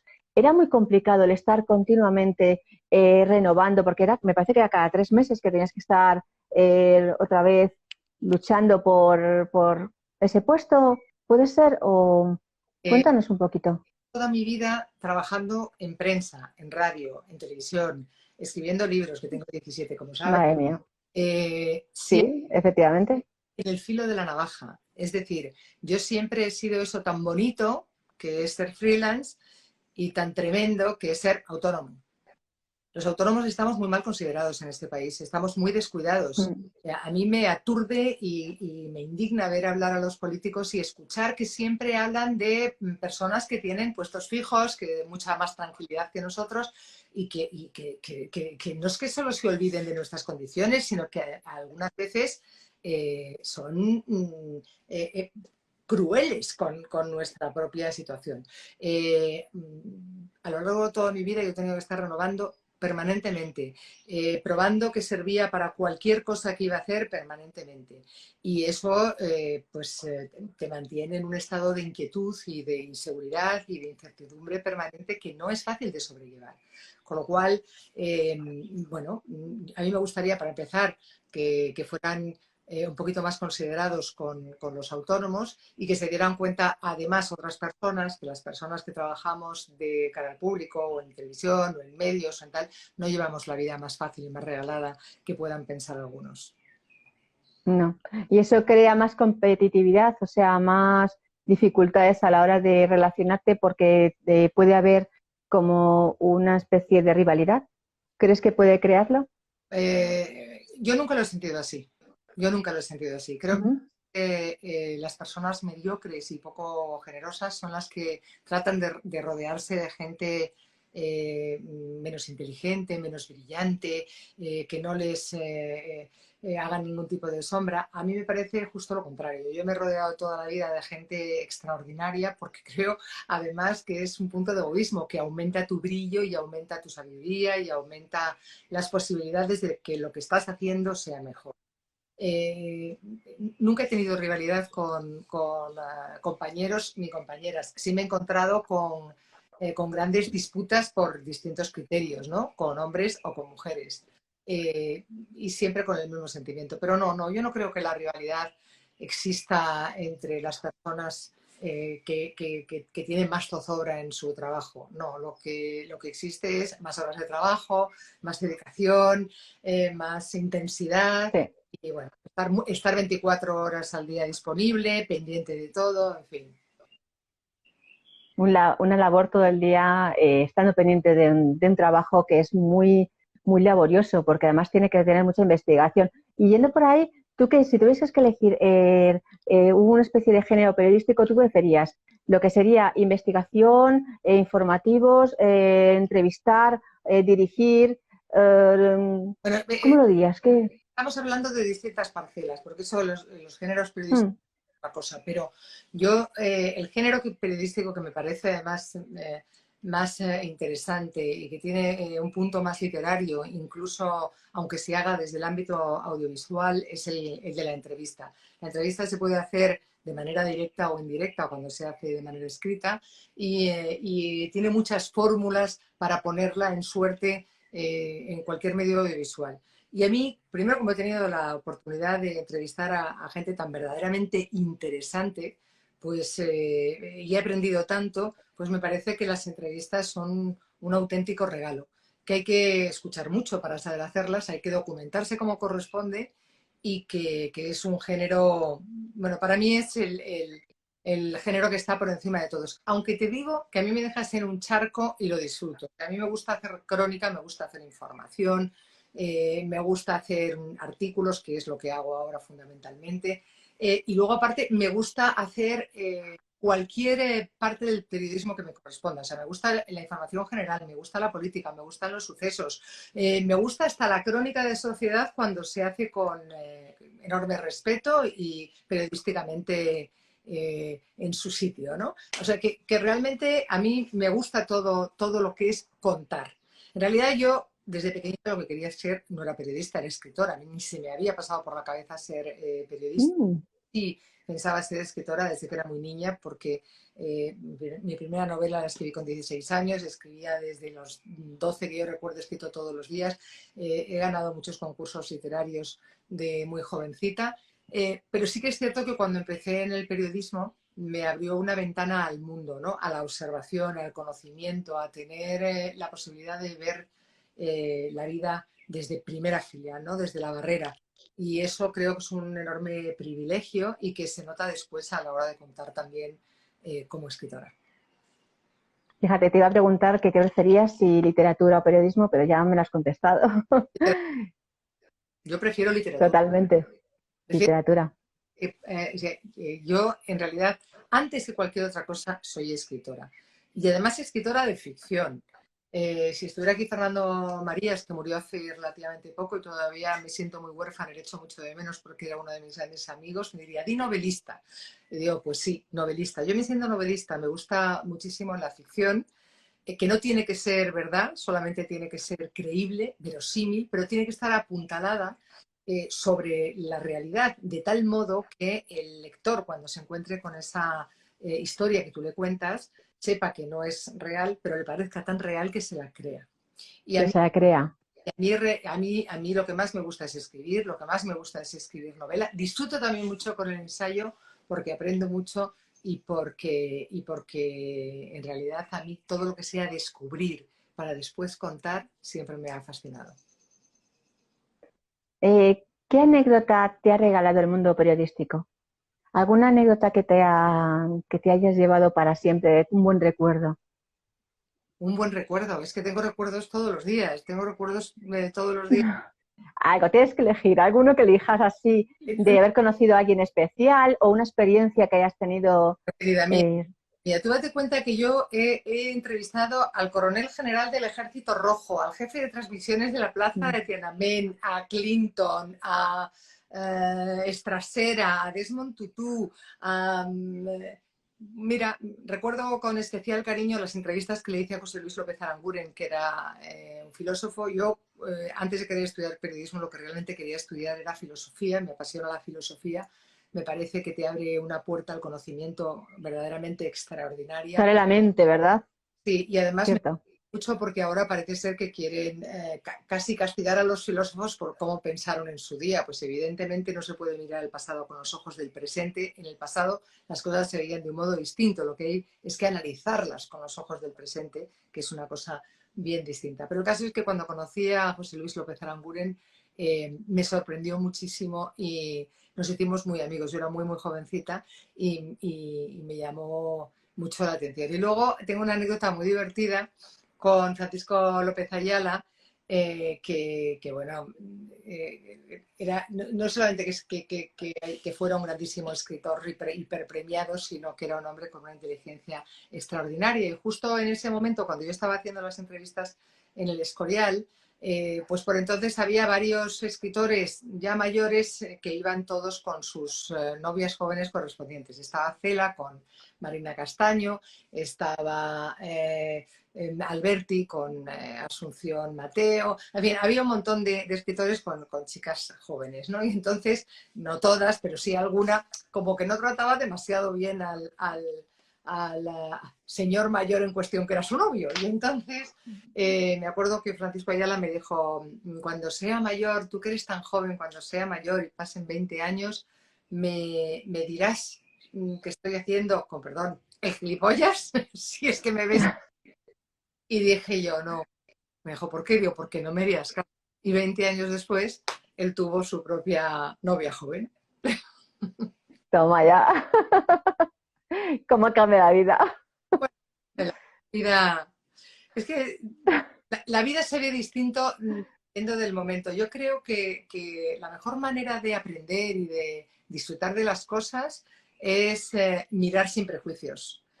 Sin pensar que tú eres el mejor o el peor, sin pensar que tú eres buenísimo y que te lo sabes todo, porque entonces no descubres nada. Y lo bonito en la vida es descubrir los paisajes y los paisanajes, descubrir a las personas, lo que tienen en su interior y saber que, yo lo cuento en uno de mis libros, ¿no? que el tesoro del mundo no son las lentejas de tu madre, que más allá de eso hay muchas más cosas. Ciertamente. Mira, tengo una pregunta aquí de Mara Isa, que le mando un saludo además, que dice: ¿qué autores te han hecho feliz con sus obras? Porque los escritores son grandes lectores. Los escritores, para empezar, no son escritores si no son grandes lectores. O sea, quiero decir, es imprescindible. Efectivamente, totalmente. Alguien me pregunta y me dice, no, yo es que a mí me gusta mucho escribir, pero leer, y digo, pues dedícate a otra cosa porque entonces es imposible. Bueno, son muchos los autores y además dependiendo del momento y de mi estado de ánimo recurro a unos u otros. Pero sí que es verdad que cuando tenía 14 años me leí del tirón en una noche de 100 años de soledad de Gabriel García Márquez y cuando terminé, no de madrugada, al amanecer, estaba llorando de una manera tan convulsiva que lo recuerdo aún como uno de los momentos más emocionantes de mi vida. A partir de ahí me leí toda la obra de García Márquez, pero yo es que siempre he sido un poco intensa con los autores y me pasó con él y me pasó con Jardiel Poncela porque tenía un sentido del humor, un hombre muy misógino, pero muy brillante y con un sentido del humor verdaderamente extraordinario. Y hay un libro que me ha marcado muchísimo, del que yo siempre hablo, que es El Calígula de Albert Camus, que es un libro verdaderamente extraordinario, es una obra de arte muy pequeñita. A mí me gusta mucho el teatro de Oscar Wilde, por ejemplo, es incomparable. Absolutamente, ¿no?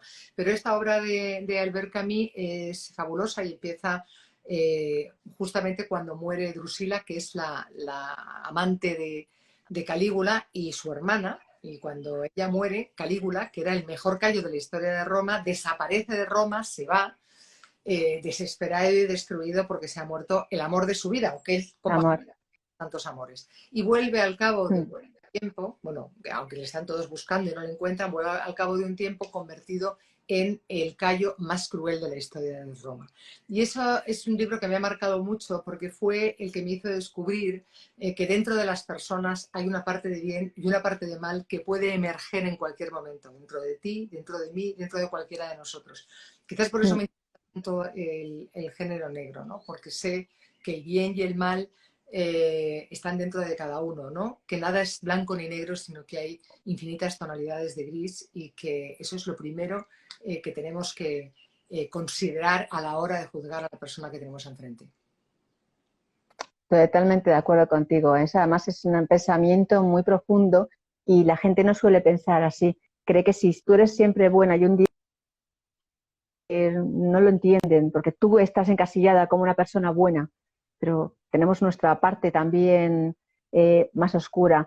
Tú has tenido, madre mía, es que has tenido muchísimos libros, con Luis en los espejos, que te llevó el premio Fernando Lara de novela, La chica que no supiste amar, Madrid me marta, sí, se me gustó mucho el título, La mala suerte y muchísimos otros.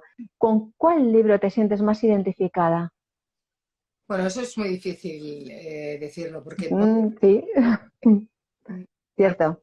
Yo lo que creo es que todos los escritores, cuando escribimos de cualquier cosa, aunque escribamos de monstruos verdes, de alguna manera estamos escribiendo de nosotros mismos, de todos nuestros miedos, nuestras angustias, nuestras emociones y nuestras percepciones del mundo. Entonces todo depende del momento. Luis de los espejos es un libro que me marcó especialmente porque con él tuve ese espaldarazo como escritora a partir de ganar el premio Fernando Lara, que es uno de los más importantes del ámbito literario español, y porque descubrí a un personaje extraordinario como es el de Luisa Casati, que me hizo bucear en el mundo del arte con una profundidad extraordinaria, ¿no? Y quedarme sorprendida con toda la extravagancia de un mundo que a veces no pensamos ni siquiera que puede haber existido y que ha existido y que ha marcado además el mundo moderno, ¿no? A través de las vanguardias, etcétera, etcétera. Pero, por ejemplo, La chica a la que no supiste amar, que es el tercero de la saga del detective Roures, es un libro que me ha tocado especialmente el corazón. La saga del detective Roures comienza con A menos de 5 centímetros, después viene La mala suerte y después La chica a la que no supiste amar, y está protagonizada por un detective que es un ex corresponsal de guerra metido a asuntos de infidelidades que llaman en el argot asuntos de bragueta y que acaba en otros de muchísima mayor enjundia. Y yo quería que fuera un ex corresponsal de guerra precisamente porque los corresponsales de guerra, yo no soy corresponsal de guerra, pero sí cooperante, saben muy bien y descubren muy bien que el ser humano, puesto al límite de sí mismo, es capaz de sacar lo mejor y lo peor de sí. Hay muchos héroes en las guerras, pero muchos villanos. Hay mucha gente que en cualquier momento saca lo peor de sí, esa parte que puede emerger de cualquiera de nosotros en un momento extraordinario. O sea, es muy fácil ser bueno en un mundo regalado, en un mundo sencillo, donde Claro. hay luz, calor, agua, etc. En otros mundos es bastante más complicado. Y entonces, este detective mío, que es un tipo que escucha mucho, que es un tipo mayor, que es un tipo que sabe mucho de literatura y de música, es un tipo además que tiene muchas heridas, tiene muchas cicatrices de esa guerra en la que no siempre ha conseguido ser todo lo bueno que hubiera querido ser, ¿no?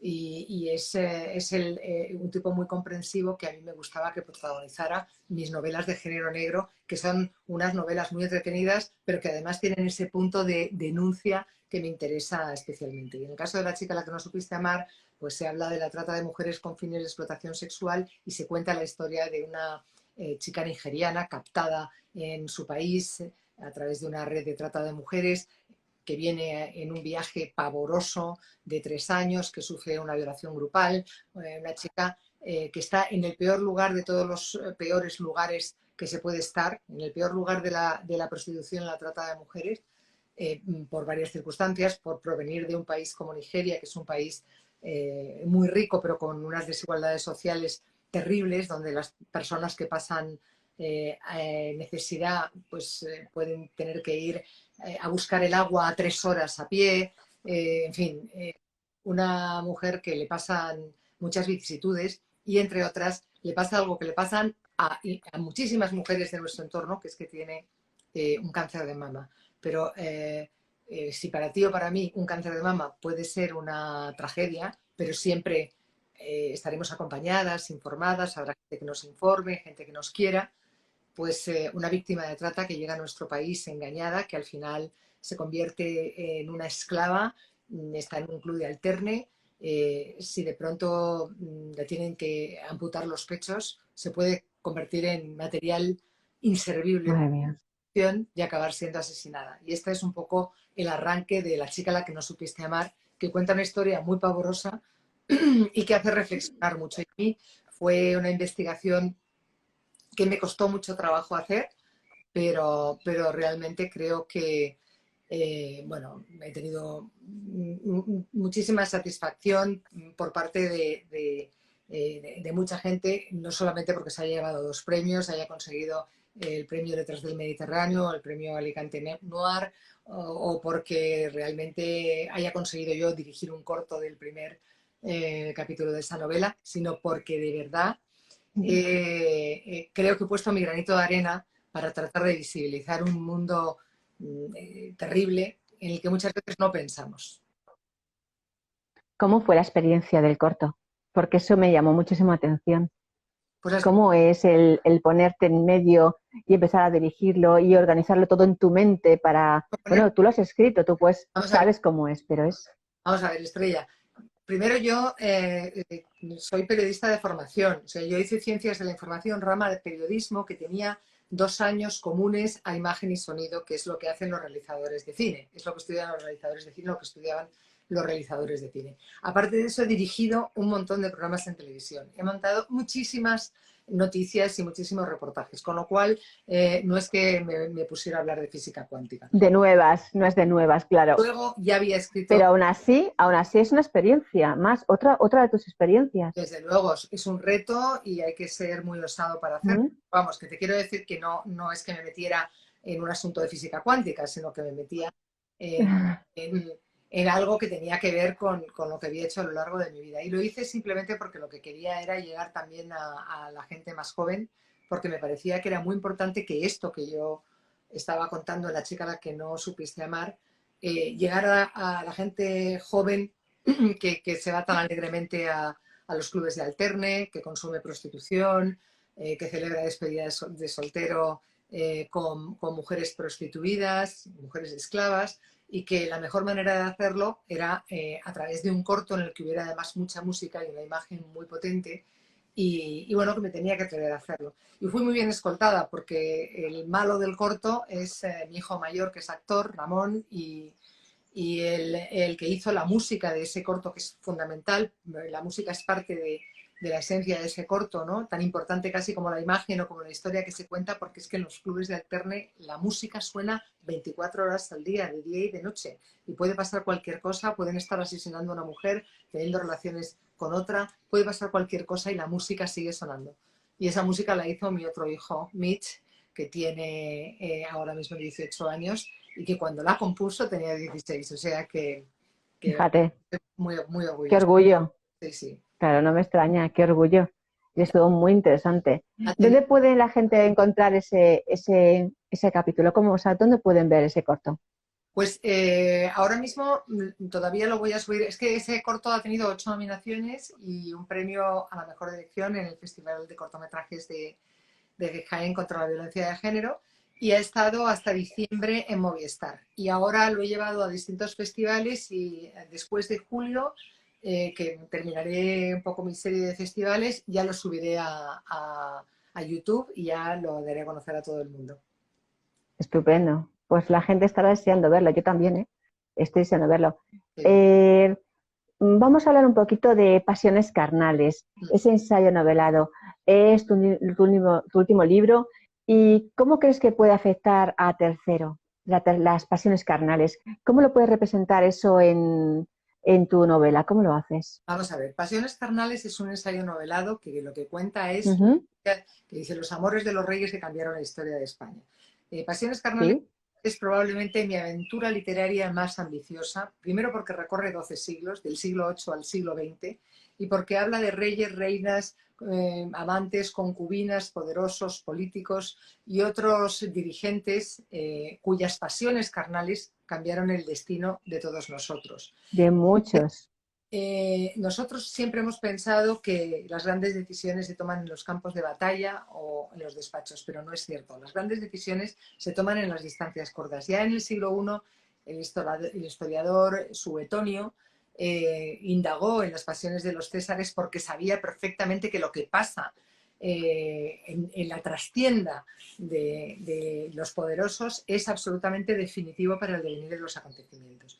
En el caso de nuestra historia, como en la de todos los países, que es que, claro, a nosotros nos encanta ver The Crown, pero es que la historia, nuestra propia historia es tan apasionante o mucho más. Tenemos mujeres que han tenido papeles relevantísimos, tanto siendo legítimas como ilegítimas. La historia está escrita de la desigualdad de los hombres y las mujeres, pero con todo, las mujeres han tenido un papel definitivo, empezando, no lo olvidemos, porque los reyes no se casaban por amor, se casaban con la mujer que correspondía, como también les pasaba a las propias mujeres, pensando en alianzas y anexiones. Pero el primer cometido de los reyes era dar un sucesor al trono, con lo cual el ser madre también era especialmente importante, y las reinas y las mujeres han tenido mucha influencia a través de sus maridos, pero también y más a través de sus propios hijos, ¿no? Y las pasiones carnales son increíbles, pero es que hay historias absolutamente desconocidas en la trastienda de nuestra historia que no sabemos. Yo suelo contar la de un personaje, para empezar, que es muy desconocido y muy fascinante, que se llama Leonor de Guzmán. Leonor de Guzmán fue la concubina del rey Alfonso XI durante la friolera de 23 años. 23 años en los que fue considerada como la reina de facto dentro y fuera de nuestras fronteras, mientras la reina legítima, María de Portugal, estaba arrinconada. Leonor de Guzmán le dio a Alfonso XI 10 hijos y María de Portugal consiguió darle uno después de un embarazo y un parto malogrados. Al final consiguió darle uno que se convirtió precisamente en el heredero, que luego sería... Bueno, pues cuando muere Alfonso XI, que lo hace en brazos de Leonor de Guzmán, de la concubina, de la mujer que ha hecho lo que le ha dado la gana durante 23 años en España, y además con el respeto de todos, porque decían que era una gran consejera. Algunos se quejaba de que colocaba a sus hijos en determinadas partes o de que tenía los ahorros bien organizados, pero realmente al final pensaban que era una buena consejera para el rey. Pues cuando muere el rey, después de estar en el campo de batalla en los brazos de Leonor de Guzmán le lleva el cuerpo a la reina legítima, a María de Portugal, que está con Pedro I ya convertido en rey. Imagínate, esperando a la concubina, y ahora te vas a enterar, guapa. Y entonces la encierran en los Reales Alcázares, pero la encierran de aquella manera, no que la encarcelen, sino que la Reales Alcázares. Pero cuando se da cuenta de que la concubina, de que Leonor de Guzmán es tan lista que desde los Reales Alcázares sigue haciendo estrategia política, entonces sí que la llevan a Talavera de la Reina y la mandan a asesinar. Y bueno, pues está Pedro primero el cruel en el trono y pensamos que aquí ha acabado la historia, pero no, porque unos años más tarde, un hijo de Leonor de Guzmán y de Alfonso XI, o sea, un hijo de la concubina y del rey, va al nuevo rey, a Pedro I, y lo mata a su hermanastro, mata a su hermanastro y ocupa su lugar en el trono. Con lo cual se cambia de dinastía, se pasa de la casa de Borgoña a la casa de Trastámara. ¿Y quién pertenece a la casa de Trastámara? Ni más ni menos que uno por su lado, los reyes católicos. Es decir, los reyes católicos descienden de una concubina. Con lo cual, tenemos que se quede. Vamos que realmente las historias no solamente de cama, las historias de amor, de pasión y todo lo que hay alrededor de ellas, que son celos, ambiciones, traiciones, etcétera, etcétera, es que mueven de manera definitiva la historia. Fíjate, es que hay historias tan fascinantes que tú te coges, yo que sé, la de Isabel de Farnesio. No quiero contarles, tenéis que leer Pasiones Carnales. Pasiones Carnales. Hay que leerlo, sí, hay que leerlo. Luisa de Parma, que es la madre de Fernando VII, que yo creo que ha sido el peor rey de la historia de España, un rey tremendo, feo, feo por dentro, por fuera, por todos los lados, incluso tenía el pene feo y horroroso y no podía el pene al revés, y entonces tuvieron que hacerle un aparatito para dirigirle el esperma y que por fin pudiera tener hijos. Pues María Luisa de Parma, antes de morir, llama a su confesor, a Fray Juan de Almaraz, y le dice: quiero quedarme en paz con el Señor y para eso quiero confesar y quiero que recoja en documento todo lo que le voy a decir. Y dice: de los 23 embarazos que he tenido, 14 hijos vivos, en ninguno ha participado mi esposo. Con lo cual aquí está la dinastía borbónica. Si es verdad o no que eso que dijo la reina, existe el documento de confesión, es cierto. No se sabe si lo hizo precisamente porque ella odiaba a su hijo Fernando VII o si realmente ninguno de sus hijos, ninguna de sus relaciones sexuales fueron con su esposo, que era Carlos IV, que era un rey que no era muy listo, la verdad, y que además vivía en un entramado en el que casi parecía tenerle más amor a Godoy que a la propia María Luisa de Parma, que estaba muy entretenida con Godoy y con otros tantos. Con lo cual, en fin, las cosas de la historia, ¿no? Ahora, por ejemplo, mira, dentro de nada van a poner un documental sobre los Borbones y me hace mucha gracia porque todo el mundo, ¡ay, los Borbones, los Borbones, los Borbones! Pues debo decir que hay Borbones que han tenido mucho lío de alcoba y otros que no. El que está considerado casi el mejor rey de la historia, que es Carlos III, se casó con María Amalia de Sajonia, tuvo 14 hijos con ella, siempre estuvo casado con la misma mujer, nunca le fue infiel y cuando ella se casó, nunca en la vida volvió a tener más sexo porque temía que si tenía más sexo podía depender de él y podía pasarle lo que le había pasado a su padre, que tenía la mente totalmente perturbada, porque Juana la Loca ha pasado a la historia como la loca. Lo cual es muy sorprendente porque para locos, Felipe V, que es el primer Borbón, y que desde luego estaba como una cafetera, tenía un trastorno de la personalidad tal, y es otro que, por cierto, nunca le puso los cuernos a ninguna de sus dos esposas. Tenía una obsesión por el sexo brutal, pero tenía un temor de Dios tan tremendo que prefería, además de practicar todo el rato con ellas permanentemente, recurrir a la masturbación, pero no serles infiel, porque eso pensaba que era más pecado que la masturbación. Pero es curioso, porque mira, Felipe V estuvo casado con María Luisa Gabriela de Saboya, tenía dos obsesiones, la sangre y el sexo, practicaba sexo todos los días con ella varias veces al día, y cuando no estaba en la guerra, que era cuando estaba más tranquilo, e incluso practicaba sexo después de muerta ella, con su cuerpo muerto. Madre mía, ¿qué me cuentas? Y entonces claro, qué fuerte. De la muerte de María Luisa Gabriela de Saboya, en la corte pensaron que tenían que buscarle inmediatamente una nueva esposa al rey porque es que el rey no podía estar sin practicar sexo, con lo cual era fundamental. Era un hombre que, te digo, tenía un trastorno de la personalidad, en esas épocas lo llamaban el trastorno de la melancolía, pero era un hombre que era absolutamente ciclotímico, tenía unos cambios de estado de ánimos brutales, de pronto se creía que era un sapo y se comía los insectos, o sea, de hecho murió así, tragándose la lengua, se dejaba crecer las uñas de los pies y no se podía calzar, tenía que cambiar las audiencias de hora porque no dormía por la noche. En fin, era un hombre complicado, que de pronto era violento, de pronto era tierno, de pronto era un hombre muy, muy complicado. Entonces ya, como te digo, cuando se muere su primera esposa, buscan como sea que venga otra nueva esposa, y la siguiente esposa es una mujer excepcional que se llama Isabel de Farnesio.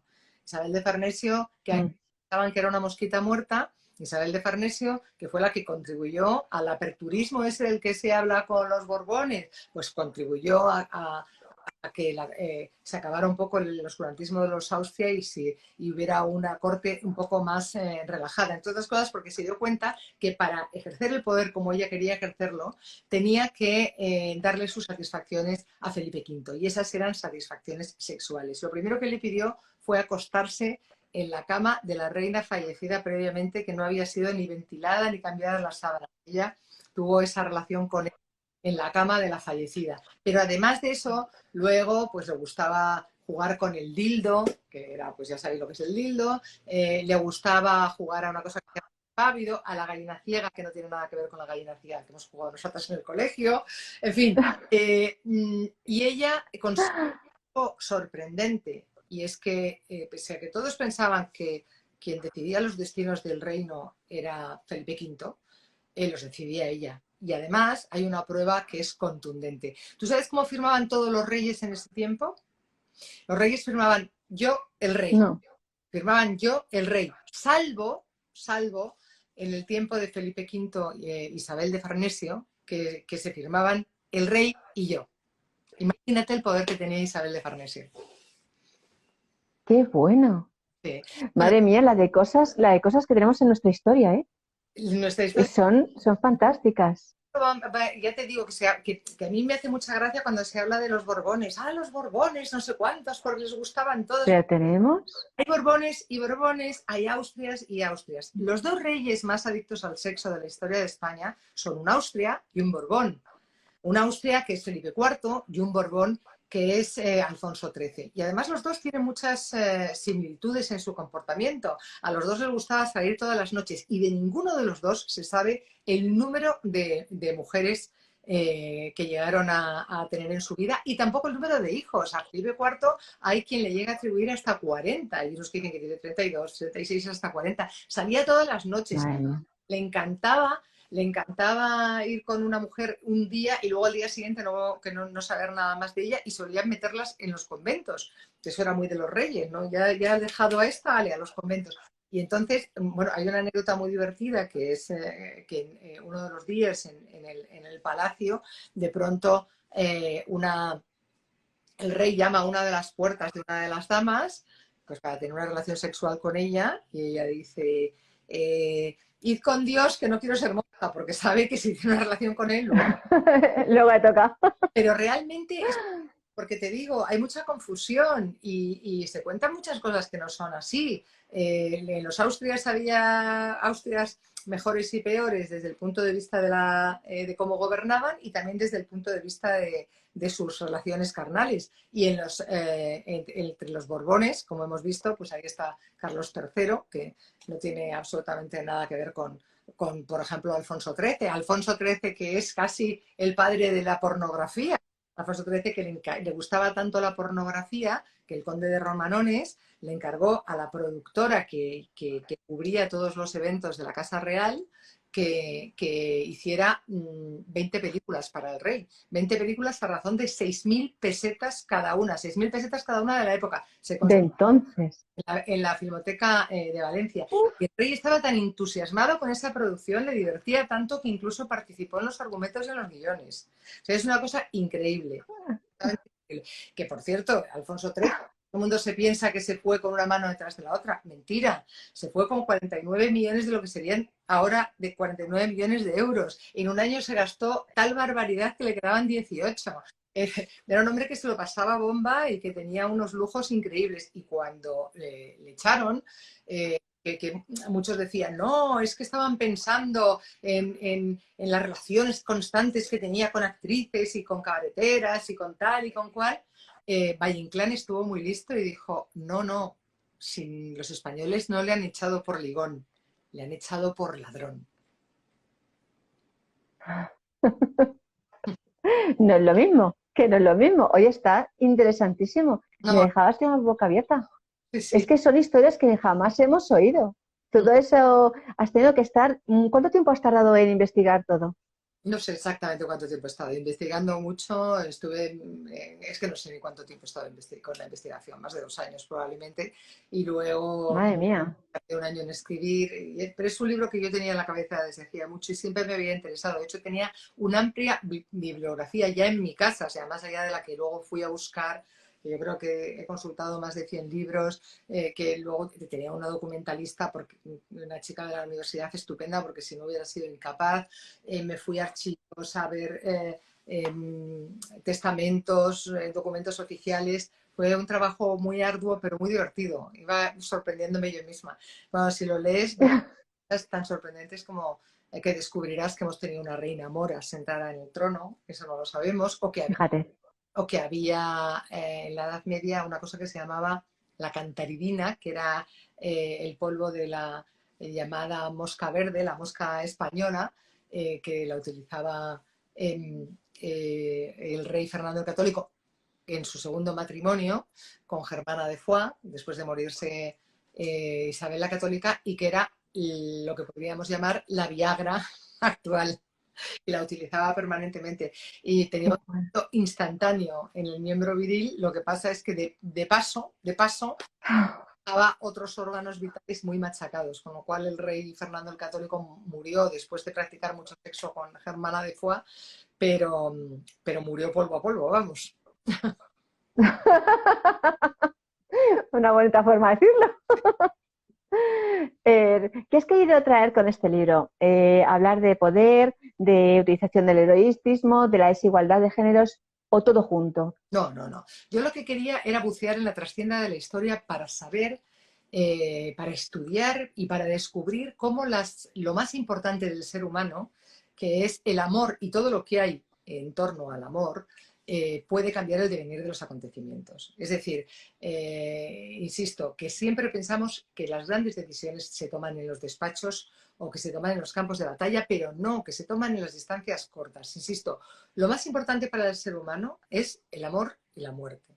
Y el amor, en torno al amor hay muchas cosas que mueven, pero una de ellas, que es fundamental, es la pasión carnal. De hecho, cuando uno siente la pasión carnal, se desborda, le desborda absolutamente todo. Y tanto la pasión carnal de un rey como la de un mendigo, la tuya, la mía o la de cualquiera, tienen el mismo efecto en el ser humano. Lo que sucede es que las pasiones carnales que vivamos tú y yo no afectan sobre los destinos de nadie, pero las pasiones carnales de los poderosos afectan sobre los destinos de aquellos sobre los que ejercen el poder. Entonces yo quería hablar de la relación entre el poder y el sexo. Y por eso empiezo con una frase de Oscar Wilde que dice que todo en la vida es sexo excepto el sexo. El sexo es poder. Y es verdad que es curioso porque los poderosos, cuando llegan al poder, más allá de que, por supuesto, los reyes durante muchísimos años, como te decía, no tenían acceso al amor en el matrimonio y tenían que buscarlo fuera, su obligación era tener un hijo, se casaban por interés, nunca por amor, hasta Alfonso XII, que fue el primer rey que se casó por amor. Los españoles salían a la calle y decían, se ha casado como los pobres por amor, con María de las Mercedes. Pues realmente no se casaban por amor, se casaban por interés y claro, tenían la necesidad de vivir, de llegar a ese sentimiento que es el que busca el ser humano, que es el amor fuera de sus matrimonios. Pero independientemente de eso, lo cierto es que los poderosos cuando llegan al poder, como tienen muchas obligaciones generalmente, se sienten distintos, se saltan las normas son para los demás y no para ellos. Y es curioso porque los demás, o sea, nosotros, acatamos que eso de alguna manera es factible. De ahí la erótica del poder, que de pronto alguien llega al poder y parece que se convierte en más atractivo, en más... Es que parece que sí. Todo por estar en el poder, aunque es exactamente... ¿no? Entonces es una relación que se realimenta. Yo quería hablar exactamente de la relación entre el amor y todo lo que hay alrededor, la pasión carnal, el sexo, los celos, la lealtad, la traición, todo lo que sucede en torno a las pasiones carnales y saber cómo nos habían determinado la historia. Es interesantísimo. ¿Y qué proyectos tienes en el futuro? ¿Ya tienes planes o de momento te vas a dar un tiempo? Yo soy escritora, lo cual me hace estar... Ya estás. Querida mía, estoy terminando un libro nuevo. Estoy terminando un libro que publicaré en otoño y bueno, que también es un... Iba a volver a Roures, pero volveré muy pronto, pero antes de eso he hecho una parada en otro ensayo que yo creo que va a sorprender mucho y que bueno, que me está resultando muy apasionante y hasta ahí puedo leer, no puedo decir... Sorpresa. ¿Cuándo nos lo dirás entonces? ¿Para después del verano, por ejemplo? Sí, ¿Sabremos algo? Sí, después del verano será. Después del verano. O sea que estaremos esperando y pendientes a ver qué nos sorprendes. Bueno, ahora solamente te voy a hacer dos preguntitas. Si tuvieses, no sé si tienes tatuajes, pero si tuvieses tatuajes, que tatuarte alguna frase, ¿cuál sería? Pues mira, me gusta mucho, yo no creo que me vaya a tatuar, siempre se lo digo a mi hijo, digo, ¿me vas a tatuar, hijo mío? Pero al final no. Pero hay una frase que lleva tatuada Rosa Montero, que la lleva tatuada con un grupo de amigos, la lleva justo aquí encima en la última vértebra, y que me llama mucho la atención. Es una frase de un poeta chileno que está en el desierto de Atacama, que es "ni pena ni miedo". Y me resulta una frase enormemente contundente. No sé, probablemente me añadiría el Club de Rosa y me tatuaría esa frase. Pero vamos, no esa frase. Esa frase sería muy bonita. Dice mucho. ¿Y cómo te gustaría ser recordada? ¿Cómo me gustaría ser recordada?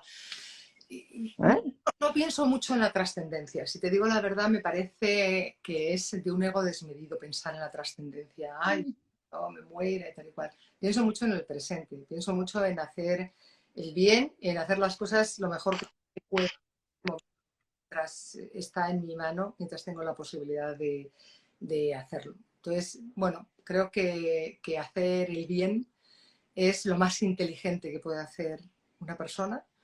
Y bueno, pues si me recuerdan por el bien que hice, siempre será un buen recuerdo. Muy bonito. Pues Marta, muchísimas gracias por haber estado. Ha sido un verdadero placer escucharte, cómo absorbes con tu voz, con lo que estás contando. Yo me estoy imaginando cada cosa que vas pronunciando, se iba materializando en mi mente, y yo creo que en todos los que nos estaban viendo ocurría lo mismo. Estábamos todos pendientes de tus palabras. Muchísimas gracias por compartir este ratito con nosotros. Y bueno, siempre estarás bienvenida en el Desván. Ya lo sabes, cuando saques tu nuevo libro estaré pendiente, y si tienes un ratito te vienes aquí y nos comentas y nos hablas también de él, porque seguro que es súper interesante. Eso espero, con el trabajazo que me esté... Pues... seguro. Nada, espero que me vengas a hacer una visita a la Feria del Libro. Me voy a pasar solo 2 mañanas, las que tú has dicho. Me voy este primer fin de semana, estaré en la caseta 66 y os espero a todos allí, porque no tengo mucho más tiempo, pero me encanta el contacto con los lectores, la verdad. Seguro que sí. Muchísimas gracias. Y gracias por todos los que habéis pasado a saludarnos, los que mandabais corazoncitos y los que mandaban besos, aplausos. Aquí la gente, no sé si lo estabas viendo, te estaban animando y estaban pues felices de escucharte. Sí. Muchas gracias a todos por acompañarnos, y a ti, Marta. Un beso muy fuerte. Otro, Estrella. Gracias. Hasta luego. Hasta luego.